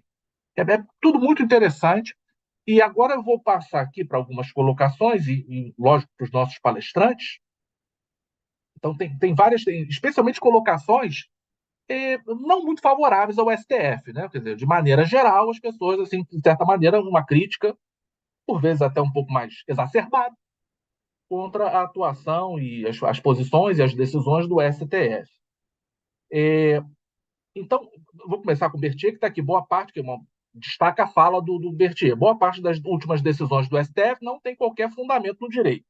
Algumas chegam a criar requisito inexistente na relação de emprego, vide a questão da decisão do ministro Moraes falando sobre exclusividade. Então, a Nelly, aí aproveitando, já lhe passando a palavra, a Nelly, nossa colega Nelly Perbels, também fala sobre a questão das férias, Bertinho, que você tocou, e até quase que uma pergunta. Por acaso dar férias sem prover os meios de desfrutá-la é regular? Quer dizer, faz a colocação também, me parece que coadjuvando com a sua fala. Então, João Bertinho, você inicia, descortina essa nossa segunda parte, por favor, Obrigado. tenha a liberdade de se manifestar. Não, na verdade, é o que eu ponderei quando eu estava falando. Quer dizer, o direito às férias tem a ver com o seguinte: o empregador marca, ok. Ele preavisa para o empregado saber se organizar. Então, é o artigo 135. Eu, 30 dias antes, no mínimo, sei quando serão minhas férias que o empregador marcou. Claro, se o empregado pedir férias para amanhã, o empregador pode conceder porque é o empregado que está pedindo. Agora, como o empregador marca, ele preavisa para o empregado se organizar. Eu me organizei. Agora, já que eu me organizei porque o tempo será meu, que não vou estar à disposição do empregador, é fundamental que eu receba antes, 145, 2 dias antes, receba com um terço a mais. Quer dizer, se faltar um terço a mais, ou se faltar tudo que era para ser pago, não são férias, na verdade, né? Eu acho que férias, um direito não pode ser parcialmente executado sem que não haja uma consequência para o devedor. Isso não, o que me impressionou naquela DPF é que a súmula 450 foi atacada porque seria uma ofensa à separação de poderes, seria uma ofensa à legalidade, seria uma analogia, quando na verdade não. Era a compreensão sistêmica de um instituto. Férias demandam que você saiba antes, receba mais para aproveitar. É o melhor mês do ano para a pessoa, a ideia é essa. Agora, o Supremo, na verdade, o que eu falei quando comecei a palestra, o que ele fala, evidentemente, ele consegue respaldar na livre iniciativa. Eu só acho que o Supremo devia dar mais valor à figura do trabalho. Me parece que o trabalho passa despercebido na Constituição, e esse é um erro. O trabalho, é o que eu falei para os senhores, eu acho que, tirando a tutela da criança, a outra especial proteção que há é o trabalho. Então, eu iria por aí. Obrigado. Ricardo Calcini, por favor. Também são duas colocações e tem muita pertinência com a sua fala. Então, a Mariana fala, comenta, né, tece uma consideração, com tantas divergências, tamanhas divergências que há nos entendimentos do STF acerca das competências da Justiça do Trabalho, qual seria, na sua visão, a forma para não avançar a mitigação na competência da Justiça do Trabalho? Aquela questão que eu até comentava da desidratação da competência da Justiça do Trabalho, um caminho que muitos estão até prenunciando. E o Biratã pergunta qual a chance, em poucos anos, do fim desse modelo independente da Justiça do Trabalho? Ricardo, pois não, a palavra é sua. Pois não, Marcelo, eu vou fazer as minhas palavras, as palavras aí do Betier. Eu sou otimista. E apesar de ser advogado, eu acredito que vá prevalecer o entendimento, ao final, pela competência da justiça especializada. Eu sei que aquilo que nós estamos vendo sendo publicado no noticiário e que possa, de repente, gerar para todos nós, em certa medida, um desconforto para a magistratura, para a advocacia, para o Ministério Público do Trabalho, ainda são decisões isoladas de decisões emanadas, vindas de alguns ministros em particular. Pela geometria que tenho, Marcelo, hoje, se nós colocarmos na ponta do lápis, essas decisões, elas não representam a competência, falo, tá? Não representam a maioria do Supremo. Mas isso precisa ser realmente discutido no plenário. Eu acabei de ver aqui, eu falava na minha, enfim, abertura, que a gente não tinha um voto ainda dos demais ministros. Acabei de saber que o ministro Dino votou pela repercussão geral sobre a questão dos aplicativos. Então, tudo dá a entender que esse tema ele vai ser efetivamente analisado pelo plenário do Supremo Tribunal Federal e eu acredito, repito, pela geometria que nós temos hoje, que não vá prevalecer, a não ser que mude o cenário uma vez mais, daqui a algum tempo, a incompetência da Justiça do Trabalho para poder analisar essas questões. Até porque todos devem ter visto saiu publicado recentemente uma decisão da terceira turma do STJ, validando no conflito de competência entre a Justiça do Trabalho e a Justiça Comum, a competência dele, né?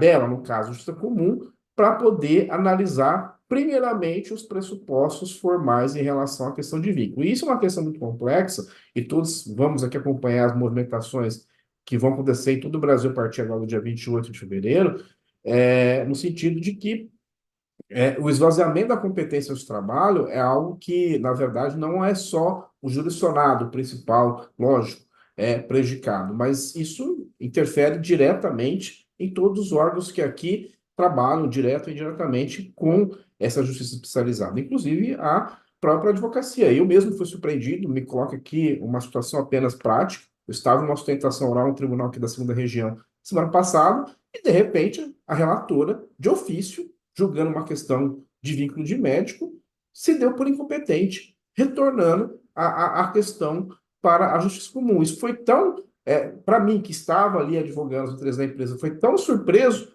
e, graças a Deus, e aqui falo graças a Deus mesmo, porque a maioria não acompanhou, e o presidente da turma pediu a palavra para saber se eu ia sustentar e disse que não, que nós não teríamos interesse como empresa que a questão fosse levada para a justiça para a justiça comum e não para a justiça do trabalho. Então, eu tenho para mim que, como matéria de competência, segundo o próprio Supremo, matéria que você possa conhecer de ofício, nós não vamos esquecer o primeiro caso de aplicativo envolvendo o Supremo Tribunal Federal de vínculo, não tinha na peça da reclamação o pedido pela declaração de incompetência. Não havia esse pedido. O ministro Alexandre, de ofício, assim decidiu. Então, se para o Supremo, ou pelo menos na palavra do ministro Alexandre, competência em matéria, né, de ofício, matéria que poderia o juiz assim declinar, fica difícil a gente entender pelo abrandamento, porque mesmo quando as partes não alegam, como aconteceu nesse caso meu, o juiz pode vir a fazê-lo. Então, realmente, e se pensar no conflito de competência,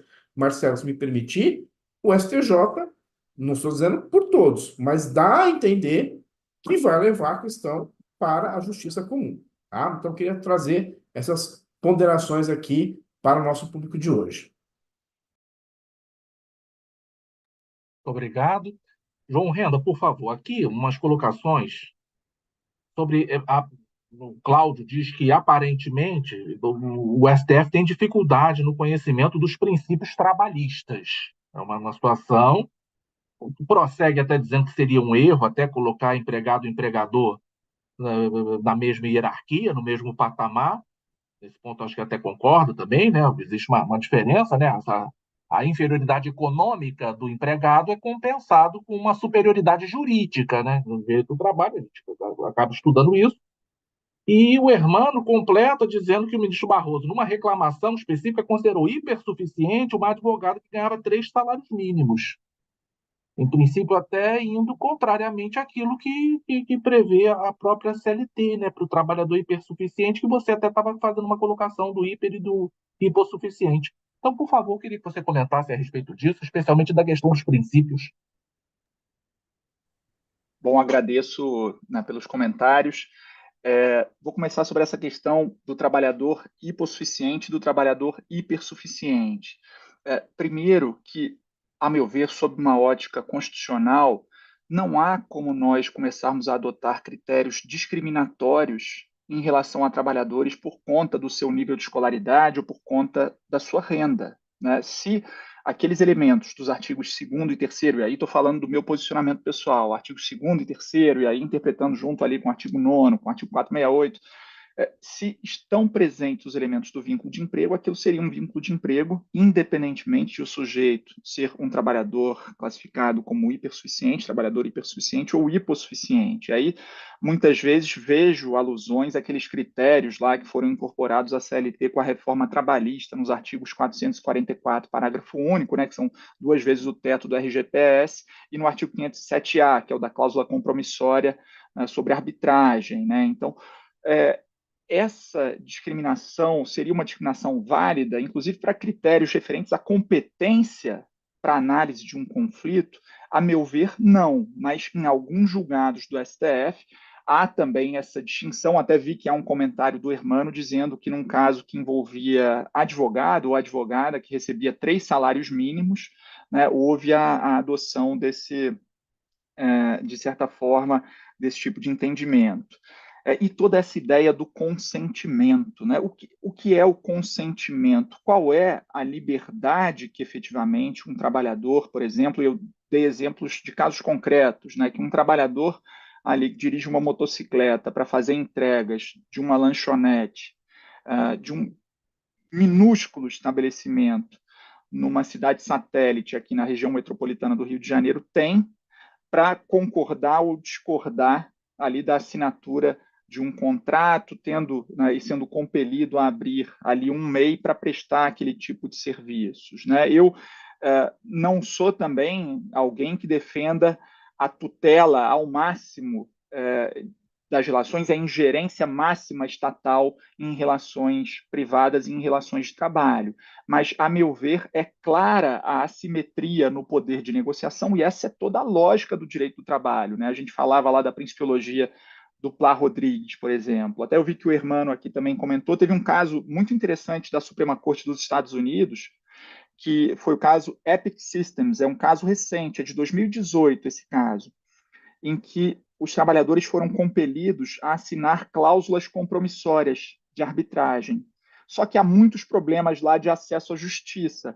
Um mecanismo muito interessante que eles têm lá e que é muito diferente dos nossos mecanismos de tutela coletiva são as class actions, né? Eles têm aquela possibilidade de, muitas vezes, 2, 3 trabalhadores ingressarem em juízo representando uma coletividade imensa de trabalhadores por vezes, né? Já houve caso que chegou à Suprema Corte em que 3 trabalhadoras mulheres representavam 1,5 milhão de trabalhadoras no Walmart. E esse é um grande mecanismo de tutela de direitos trabalhistas. Só que a Suprema Corte lá também nessa interpretação neo-lockneriana, né, que dá uma grande primazia à liberdade de contratação por 5 votos a 4, entendeu que aquelas cláusulas compromissórias são válidas. E as cláusulas compromissórias lá diziam o seguinte: todo e qualquer conflito deverá ser resolvido exclusivamente por arbitragem individual, e fulminava qualquer mecanismo de tutela coletiva, né? E a Suprema Corte lá também dando essa grande prevalência à ideia do consentimento. Mas, afinal de contas, que consentimento é esse? Em alguns casos, eu vejo uma maior liberdade de negociação, uma maior liberdade ali de efetivamente ingerir nos termos contratuais. Mas, na maioria dos casos apreciados pela Justiça do Trabalho, eu não vejo essa liberalidade por parte dos trabalhadores. Então, seria, como eu já tinha dito antes, uma grande inversão de toda a lógica trabalhista, né, que permeia ali, sobretudo desde as décadas de 30, 40, toda essa história do direito do trabalho moderno e contemporâneo. E, por fim, eu ressalto também que a Justiça do Trabalho e nós, juízes e juízas do trabalho, somos muitas vezes taxados como ativistas. A Justiça do Trabalho é ativista, determinadas decisões, né, que não se atêm ali ao legalismo estrito, né, e até a reforma trabalhista que trouxe algumas disposições ali, tentando, de certa forma, transformar magistrados e magistradas do trabalho em espécies de juízes boca da lei, né, novamente, em alusão àquela expressão lá do Montesquieu. Eu vejo em algumas decisões, e aqui também num âmbito acadêmico e num âmbito em que democraticamente posso expor as minhas ideias, algumas contradições. Vejam, algumas decisões do STF, eu citava, por exemplo, a medida cautelar sobre o piso salarial da enfermagem. Essa decisão, a meu ver, foi uma decisão com certo caráter de não deferência absoluta ali ao legislativo. Nós vimos ao longo da pandemia a questão da validação da negociação individual para diminuir salário e jornada, quando o artigo 7º da Constituição, ao menos na sua literalidade, traz ali a necessidade de uma negociação coletiva. Nós vimos na decisão que foi mencionada pelo Ricardo aqui, juros e correção monetária, né? Juros e correção monetária, se nós formos nos ater aos critérios estritamente previstos em lei, não são aqueles critérios que ficaram determinados e que eu sigo como juiz, eu sigo, obviamente, mas que ficaram determinados em decisão com efeitos vinculativos, né? Mas todo esse debate, a meu ver, e nós também acredito, eu sou um otimista também, compartilho aqui com esse otimismo dos demais debatedores. Eu acredito que vai predominar a competência da Justiça do Trabalho, e assim espero que vá predominar a competência da Justiça do Trabalho, porque, a meu ver também, interpretar, né, a presença ou não dos elementos fáticos jurídicos de uma relação de emprego, isso, né, se nós formos nos ater à literalidade ali do artigo 2º e 3º da CLT. Primeiro, e essas novas relações de trabalho também, obviamente, isso não aqui, mas no mundo inteiro, há pessoas que entendem que estão presentes elementos de vínculo de emprego, há pessoas que entendem que aquela é uma relação autônoma. Essa é uma zona grísia. Mas o meu entendimento, e eu acredito que seja o entendimento que vai prevalecer, é de que, obviamente, a justiça do trabalho é o âmbito competente para analisar a presença desses elementos, né? E, a meu ver, isso está claro pela própria leitura ali da nossa competência na Constituição, mas compartilho também desse otimismo dos meus colegas.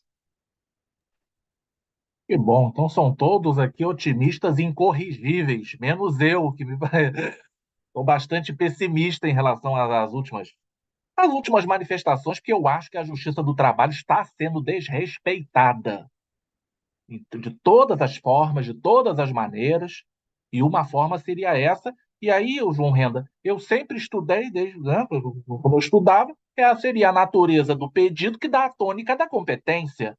Mas parece que estão dizendo ao contrário agora, é a situação fática atual que vai dar a tônica da competência para alguém dizer que aquilo não é verdade. Então, ou seja, até mesmo aquilo mais básico que eu estudei agora parece que está sendo flexibilizado, relativizado. Mas, bem, prossigamos. João Berthier, tem aqui dizendo que a sua participação foi brilhante, mas tem alguma coisa talvez provocativa. Na sua experiência, você não reconhece casos onde a Justiça do Trabalho e seus magistrados se afastam da Constituição Federal e seus magistrados legislam? Não existe, nesse caso, ativismo judicial, está compreendendo? Como se fosse uma justificativa e até uma colocação razoável também para a existência dessas reclamações e num nível, me parece que até elevado, de sucesso. A palavra é sua, João. Bom, assim, qualquer magistrado, advogado, membro do MP pode errar. Por isso que tem recurso, reclamação. Eu não sou contra que a reclamação exista, né?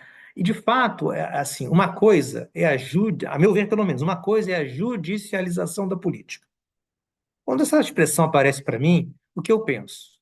Eu penso na política no seu significado mais elevado. Política, como conjunto de debates, decisões e atos, através dos quais uma sociedade dá rumo à sua trajetória histórica.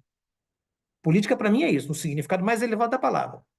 Por quais atos? Debates, decisões, uma sociedade dá rumo à sua trajetória histórica. Então, o judiciário tem sim um papel nessa política. Para onde vamos ter a ver com as leis que temos, políticas públicas que temos, decisões judiciais que vêm.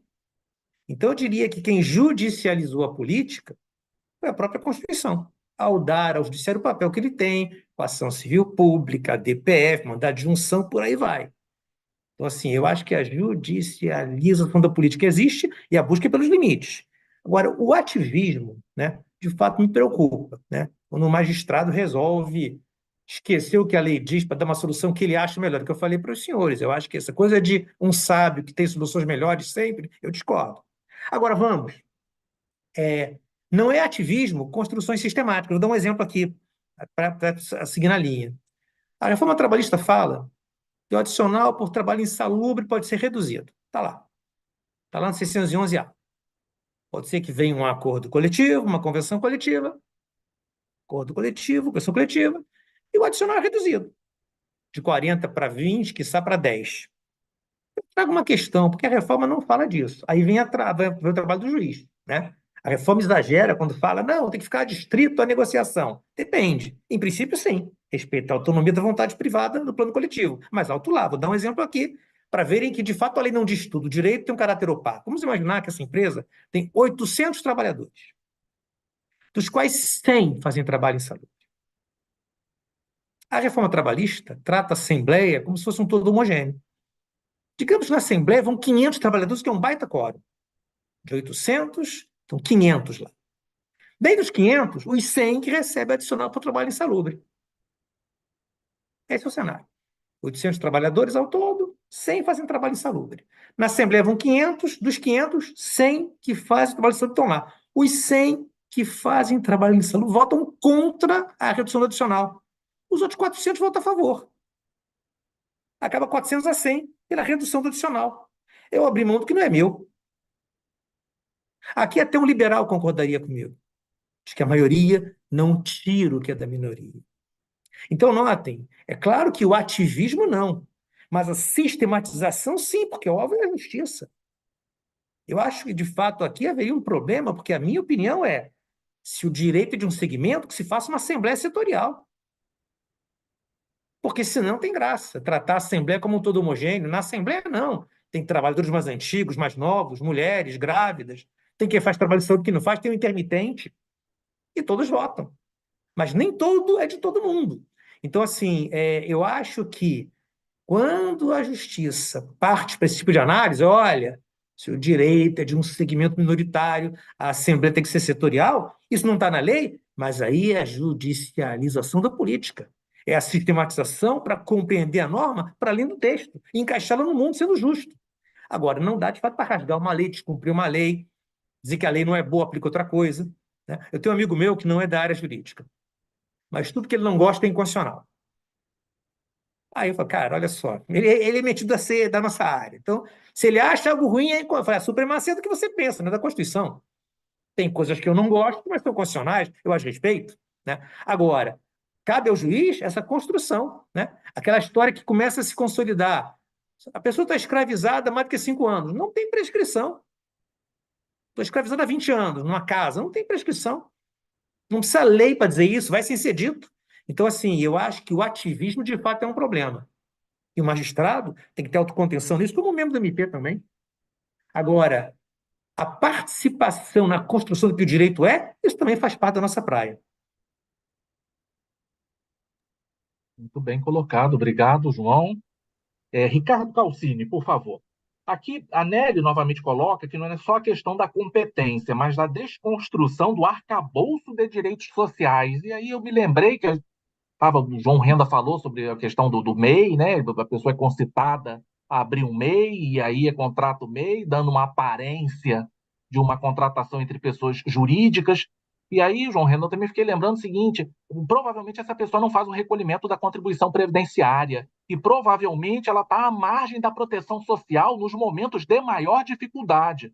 A Previdência Social é como se fosse uma rede de proteção social que está presente especialmente nos momentos de dificuldade. Quando você está em um momento de bonança, de riqueza, você saúde, você não está preocupado com a Previdência, nem ela está preocupada com você. Mas nos momentos de dificuldade, de velhice, de doença, de prisão, de morte, é a Previdência que vem amparar a própria pessoa, o segurado, ou seus dependentes, caso ele falte. Então, é uma outra preocupação também, porque fica uma massa jejuna dessa proteção, e isso é muito perigoso, na verdade, né? É um perigo e é uma grande injustiça. Mas, Ricardo Calcini, além dessa questão do arcabouço dos direitos sociais, a Mariana Miranda diz o seguinte: para o senhor, qual a intenção do STF, na sua opinião, em sintetizar, que eu acho que está sintetizar no sentido mesmo de diminuir a competência da Justiça do Trabalho, considerando que ela é célere e a comum é morosa? Por que assoberbam mais ainda a justiça comum? Pois não, a palavra é sua, Ricardo. Bueno, obrigado mais uma vez aí pela participação do nosso público que está acompanhando aqui esse evento. Historicamente, e certamente o Bertier, o Renda vão aqui confirmar, o Segal, nós estamos tendo ruídos entre instituições, e aqui em particular entre o Poder Judiciário Trabalhista e os demais poderes, dentre eles aqui colocando a Suprema Corte como sendo a maior, enfim, representante desse aspecto.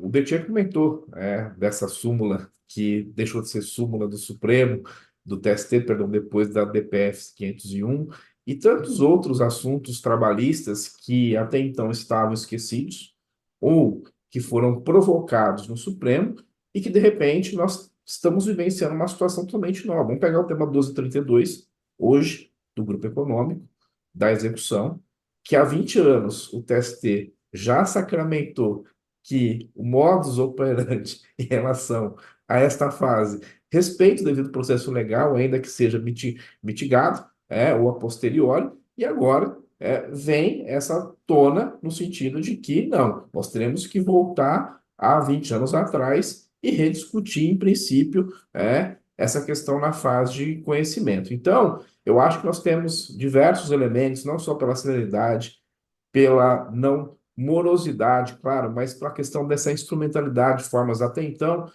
o processo trabalhista sempre foi muito oral, muito informal, muito rápido. Os sistemas que hoje nós temos de convênios são exemplos, né, do Poder Judiciário como um todo, e isso, em certa medida, incomoda. Incomoda quando você é eficiente, você é rápido, você protege aquilo que, na minha opinião, acaba sendo um direito de todos nós, pouco importa se sejamos empresários ou não, pessoas físicas ou não, nós lidamos com relações de trabalho. Em certa medida, isso é algo muito presente dentro da nossa rotina como pessoas. Então, sim, esse diálogo ele precisa ser reconstruído.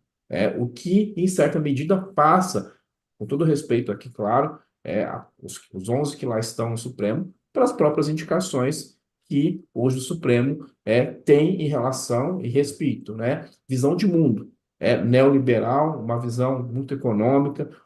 Esses dias atrás me perguntaram, Marcelo, sobre a questão do direito visto sobre o aspecto econômico, o quanto a economia interfere diretamente ou não nas escolhas das decisões que hoje o Supremo vem proclamando. Então, realmente isso precisa ser reconstruído. O Supremo ele precisa ter essa revitalização naturalmente, e claro que isso, em certa medida, depende muito de nós, como advogados, em provocar e continuarmos a provocar até que a última decisão seja proclamada. Agora, o cliente acabou de mandar aqui, esgotamos todos as defesas do reclamante. A defesa, o agravo, os embargos de declaração, ele pergunta o que fazer? Cassou a decisão do trabalho. E aí eu respondi, bom, o regimento da permite, segundo o CPC, ação rescisória. Quem sabe, a gente levando para o pleno, a gente consiga segurar um pouco mais e tentar, numa última e derradeira alternativa, fazer com que essa questão ainda seja melhor refletida. Então, eu queria deixar aqui para vocês, não que a minha função como advogado, em certa medida, também não contribua por isso, mas eu acho que nós temos que ser responsáveis, acima de tudo, porque o que está acontecendo em certa medida, também vem da advocacia, desse ato de nós buscarmos sempre, às vezes, alternativas que não me parecem as melhores escolhas. E isso, seguramente, no dia de amanhã, naturalmente, isso vai ter um preço, com o preço que nós estamos pagando no dia de hoje. Obrigado, Ricardo Calcini. E a solução é uma reclamação constitucional para o seu cliente lá, está tudo perdido. Em reclamação constitucional, você pega tudo de volta. Bom, nós estamos já encaminhando para o final do nosso programa. Vou passar a palavra para o professor João Renda. Eu quero que ele fale especialmente sobre esses temas de ativismo e essas interpretações lógico-sistemáticas, essa rede de proteção social. Então, por favor, João Renda, a palavra é sua.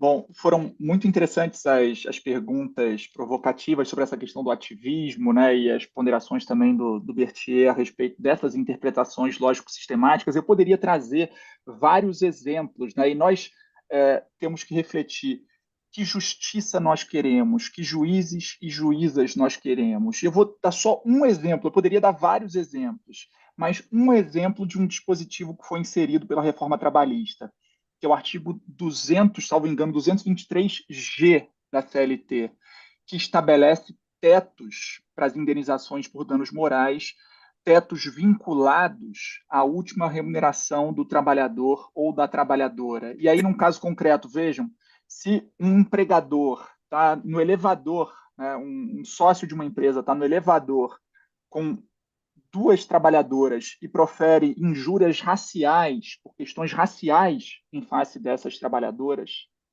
será que se uma ganha R$ 1.500 e a outra ganha R$ 150.000, os tetos dessas indenizações devem ser diversos. Então, que juízes nós queremos? Juízes bocas da lei, como muitas vezes ali em alguns dispositivos da reforma, a reforma tentou novamente transformar os juízes em espécies de reprodutores ali e apenas, né, aplicadores silogísticos de textos normativos, ou nós queremos efetivamente juízes que tenham a capacidade de uma leitura lógico-sistemática do nosso ordenamento jurídico, especialmente do nosso ordenamento jurídico constitucional. E a matéria foi apreciada, inclusive, pelo STF. Eu até já tinha escrito sobre isso. A meu ver, um dispositivo que estava ali eivado de inconstitucionalidade, mas o STF aplicou uma interpretação conforme para não colocar aqueles limites como tetos efetivos, desde que houvesse uma justificativa, e colocando que os parâmetros fixados na CLT devem ser levados em consideração pelos juízes, né? Mas são reflexões importantes. Sobre essa rede de proteção social, né, se nós supervalorizarmos esses contratos civis, tirarmos essa competência da Justiça do Trabalho e validarmos esses contratos civis, cada vez mais nós teremos problemas em relação à proteção social, e quem vai pagar a conta no final de tudo isso é o Estado, com benefícios assistenciais, né? Hoje, nós temos já uma taxa de fecundidade no Brasil que é de 1,65. 1,65 a taxa de fecundidade.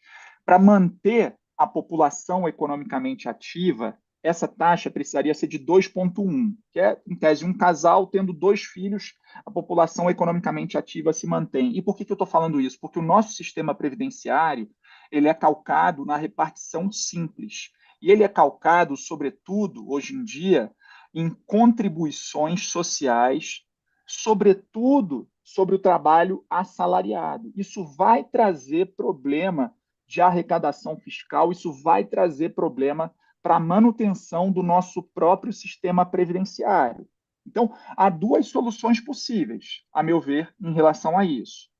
A primeira, né, é tentar trazer para um âmbito de proteção social todos esses trabalhadores que hoje em dia, já num percentual muito elevado, quase 50%, estão fora, estão num âmbito de informalidade e acabam não revertendo contribuições a esse sistema. Trazer essa rede de proteção para essas relações, e muitas novas relações de trabalho. E a outra solução seria uma reforma estrutural de todo o sistema previdenciário. Então, em vez da gente custear a previdência com base em contribuição social, a gente vai custear com base em impostos. E aí, uma outra forma de tributação bastante diferente, porque senão a gente também vai ficar discutindo reforma previdenciária que vai trazer alterações ali de critérios paramétricos, né? Vai mudar a idade, de 65 vai para tanto, vai trazer um fator previdenciário, vai achatar o valor do benefício. A gente vai ficar indefinidamente discutindo isso, né? Quem fala sobre direito previdenciário vai ter tema, e reformas trabalhistas também previdenciárias, eu acho que vai ter tema para tratar para o resto da existência e por toda a eternidade, porque são grandes dilemas e a gente precisa pensar e refletir sobre isso. E essas decisões das reclamações constitucionais têm um grande impacto também sobre essas questões. Peço desculpas se me alonguei também. Foi ótimo, João Reno, foi muito bom. E com essas reformas, a aposentadoria está ficando tão difícil e cada vez mais longa que estão falando assim, daqui a alguns anos, algumas décadas, olha, está faltando um documento para o senhor se aposentar. Qual é? A sua certidão de óbito. É. Bom, pessoal, eu vou dar agora 2 minutinhos para cada palestrante fazer suas observações finais. Vamos seguir, então, a mesma linha da ordem de apresentação inicial, começando, então, com o Ricardo Calcini. Por favor, Ricardo, para suas considerações finais. Marcelo, mais uma vez eu quero agradecer na sua pessoa. O convite me foi feito aqui pela Escola do TRT da Primeira Região e dizer que, pelo menos assim falo em nome da advocacia, que nós estamos empenhados, assim como o movimento que vai acontecer no próximo dia 28, para que, acima de tudo, essa competência material seja preservada. e que, claro, né, o que estará dentro do nosso alcance em relação à defesa desses direitos sociais, que eles sejam realmente assim tutelados. Há uma expectativa, repito, de que o cenário possa mudar, mas nós entendemos que os dados hoje são realmente desfavoráveis a essa mudança, pelo menos neste exato momento. Mas, assim como no começo, lá 2 anos atrás, um voto vencido virou vencedor, quem sabe o voto vencido hoje do ministro Edson Fachin, quem sabe, né, o futuro voto do ministro Dino, ou os votos da ministra Carmen Lúcia, do ministro Zanin, que já foram contrários, né, também aceitaram essa reclamação, e aqui de outros ministros, quem sabe essa mudança não possa vir institucionalmente e esse cenário que nós estamos aqui hoje a discutir, ele realmente fique apenas no passado. Muito obrigado. Muito obrigado, Ricardo. Tomara que seja assim. Vamos aguardar, então. E para as observações finais, por favor, João Bertier, a palavra é sua. Obrigado, Marcelo. Bom, no fundo, toda a nossa discussão tem a ver com o seguinte: vamos apostar só no mercado ou não? Vamos ter uma visão economicista, liberdade contratual ampla, o que as partes tiverem assinado é o que vale. Assim, eu não sou de satanizar o mercado. O mercado é importante para a sociedade, produz riquezas. Mas eu vejo no mercado três insuficiências. O mercado por si só não é includente. Se você não pode pagar, você não entra. O mercado sozinho não promove a inclusão, o mercado exclui. Se não pode pagar no cinema, se não pode pagar a entrada, você não entra no cinema. Então, o mercado não é includente, primeiro ponto. O mercado também não é isonômico. Mais você ganha, melhor você é tratado. Assim é. Chega no banco uma pessoa que tem uma conta lá onde bota o salário que sai no mês, o tratamento é um. Chega alguém com milhões lá, o tratamento é outro. Então, o mercado também não é algo assim democrático. As pessoas não têm todas o mesmo valor para o mercado. Então, o mercado não é includente, o mercado não é democrático, não é cada um voto, e o mercado não visa a justiça. Um amigo meu uma vez me falou: quando teve Brumadinho, viu lá, Vale, as ações da Vale caíram. Eu falei: espera, para você ver só. Então, são três coisas que o mercado não faz sozinho: inclusão, democracia e justiça. Por isso é fundamental o Estado e sociedade. É fundamental que haja um dia de trabalho. E acho eu que as pessoas que ficam em situação precária, uma hora reagem a isso. Eu sempre falo que o protagonismo não é nosso, do juiz, do advogado, do procurador. O protagonismo é do trabalhador que também é eleitor. Então vamos ver que tipo de Congresso vai ser eleito, o presidente vai ser eleito, para ver como será a composição na cúpula dos poderes, né? O fundo, o trabalhador segue sendo protagonista. Nosso papel é municiar com toda uma categoria de direitos, de compreensão do mundo, para mostrar que do ato de trabalhar subordinado devem vir direitos. Muito obrigado. Muito agradecido, Bertier. Excelentes as colocações. E agora passo a palavra ao colega João Renda para as colocações finais dele. João Renda, a palavra é sua. Bom, muito obrigado mais uma vez a toda a equipe da escola, agradeço pelo convite, né? É um prazer ter participado desse debate essa noite. E como última reflexão, também eu pondero o seguinte, e eu posso falar, eu tenho muitas pessoas na minha família que empreendem, e muitas vezes, quando sabem que nós somos juízes do trabalho, né, às vezes a gente tem que falar, eu sou juiz do trabalho, mas na defensiva até. Os juízes do trabalho, e aí estou falando a minha reflexão e o meu entendimento pessoal, nós não somos inimigos da livre iniciativa, nós não somos, de certa forma, empecilhos ali ao livre empreendedorismo. Muito pelo contrário. A Justiça do Trabalho, outro dia um colega veio me falar, poxa, você viu quantos acordos você fez em 2023, não sei o quê.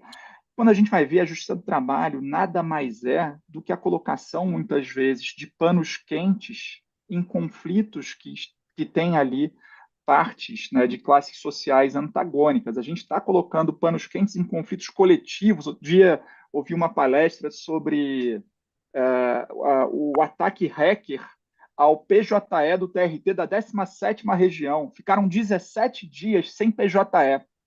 E nisso veio uma greve dos rodoviários em Vitória, né? Imaginem a dificuldade e nesses conflitos coletivos, quantas vezes que a Justiça do Trabalho, de certa forma, não coloca panos quentes, e não só a Justiça do Trabalho, o direito material do trabalho, que muitas vezes significa conquistas da classe trabalhadora, mas evita rupturas ao próprio modelo capitalista de produção. Então, a Justiça do Trabalho não pode ser vista dessa forma estereotipada, como, por vezes, observo que determinados órgãos do próprio Poder Judiciário enxergam a Justiça do Trabalho. Então, acho que a gente precisa mudar um pouco também esse tipo de visão, porque vejo que determinadas decisões dos órgãos de cúpula têm, de certa maneira, esse pré-condicionamento e adotam esse tipo de visão.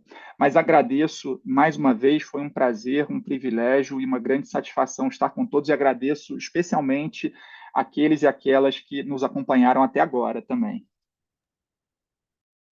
Bem, e eu então finalizo agradecendo a nossa luxuosa plateia por nos acompanhar até agora, agradecer muito também aos nossos participantes, o Dr. Ricardo Calcini, o Dr. João Berthier, o Dr. João Renda, agradecer também todos os servidores da Escola Judicial, e acho que a entrega foi muito maior do que o prometido. Muita coisa interessante, eu anotei várias coisas para fazer depois pesquisas, muita coisa bastante interessante, e olha, eu estou muito satisfeito.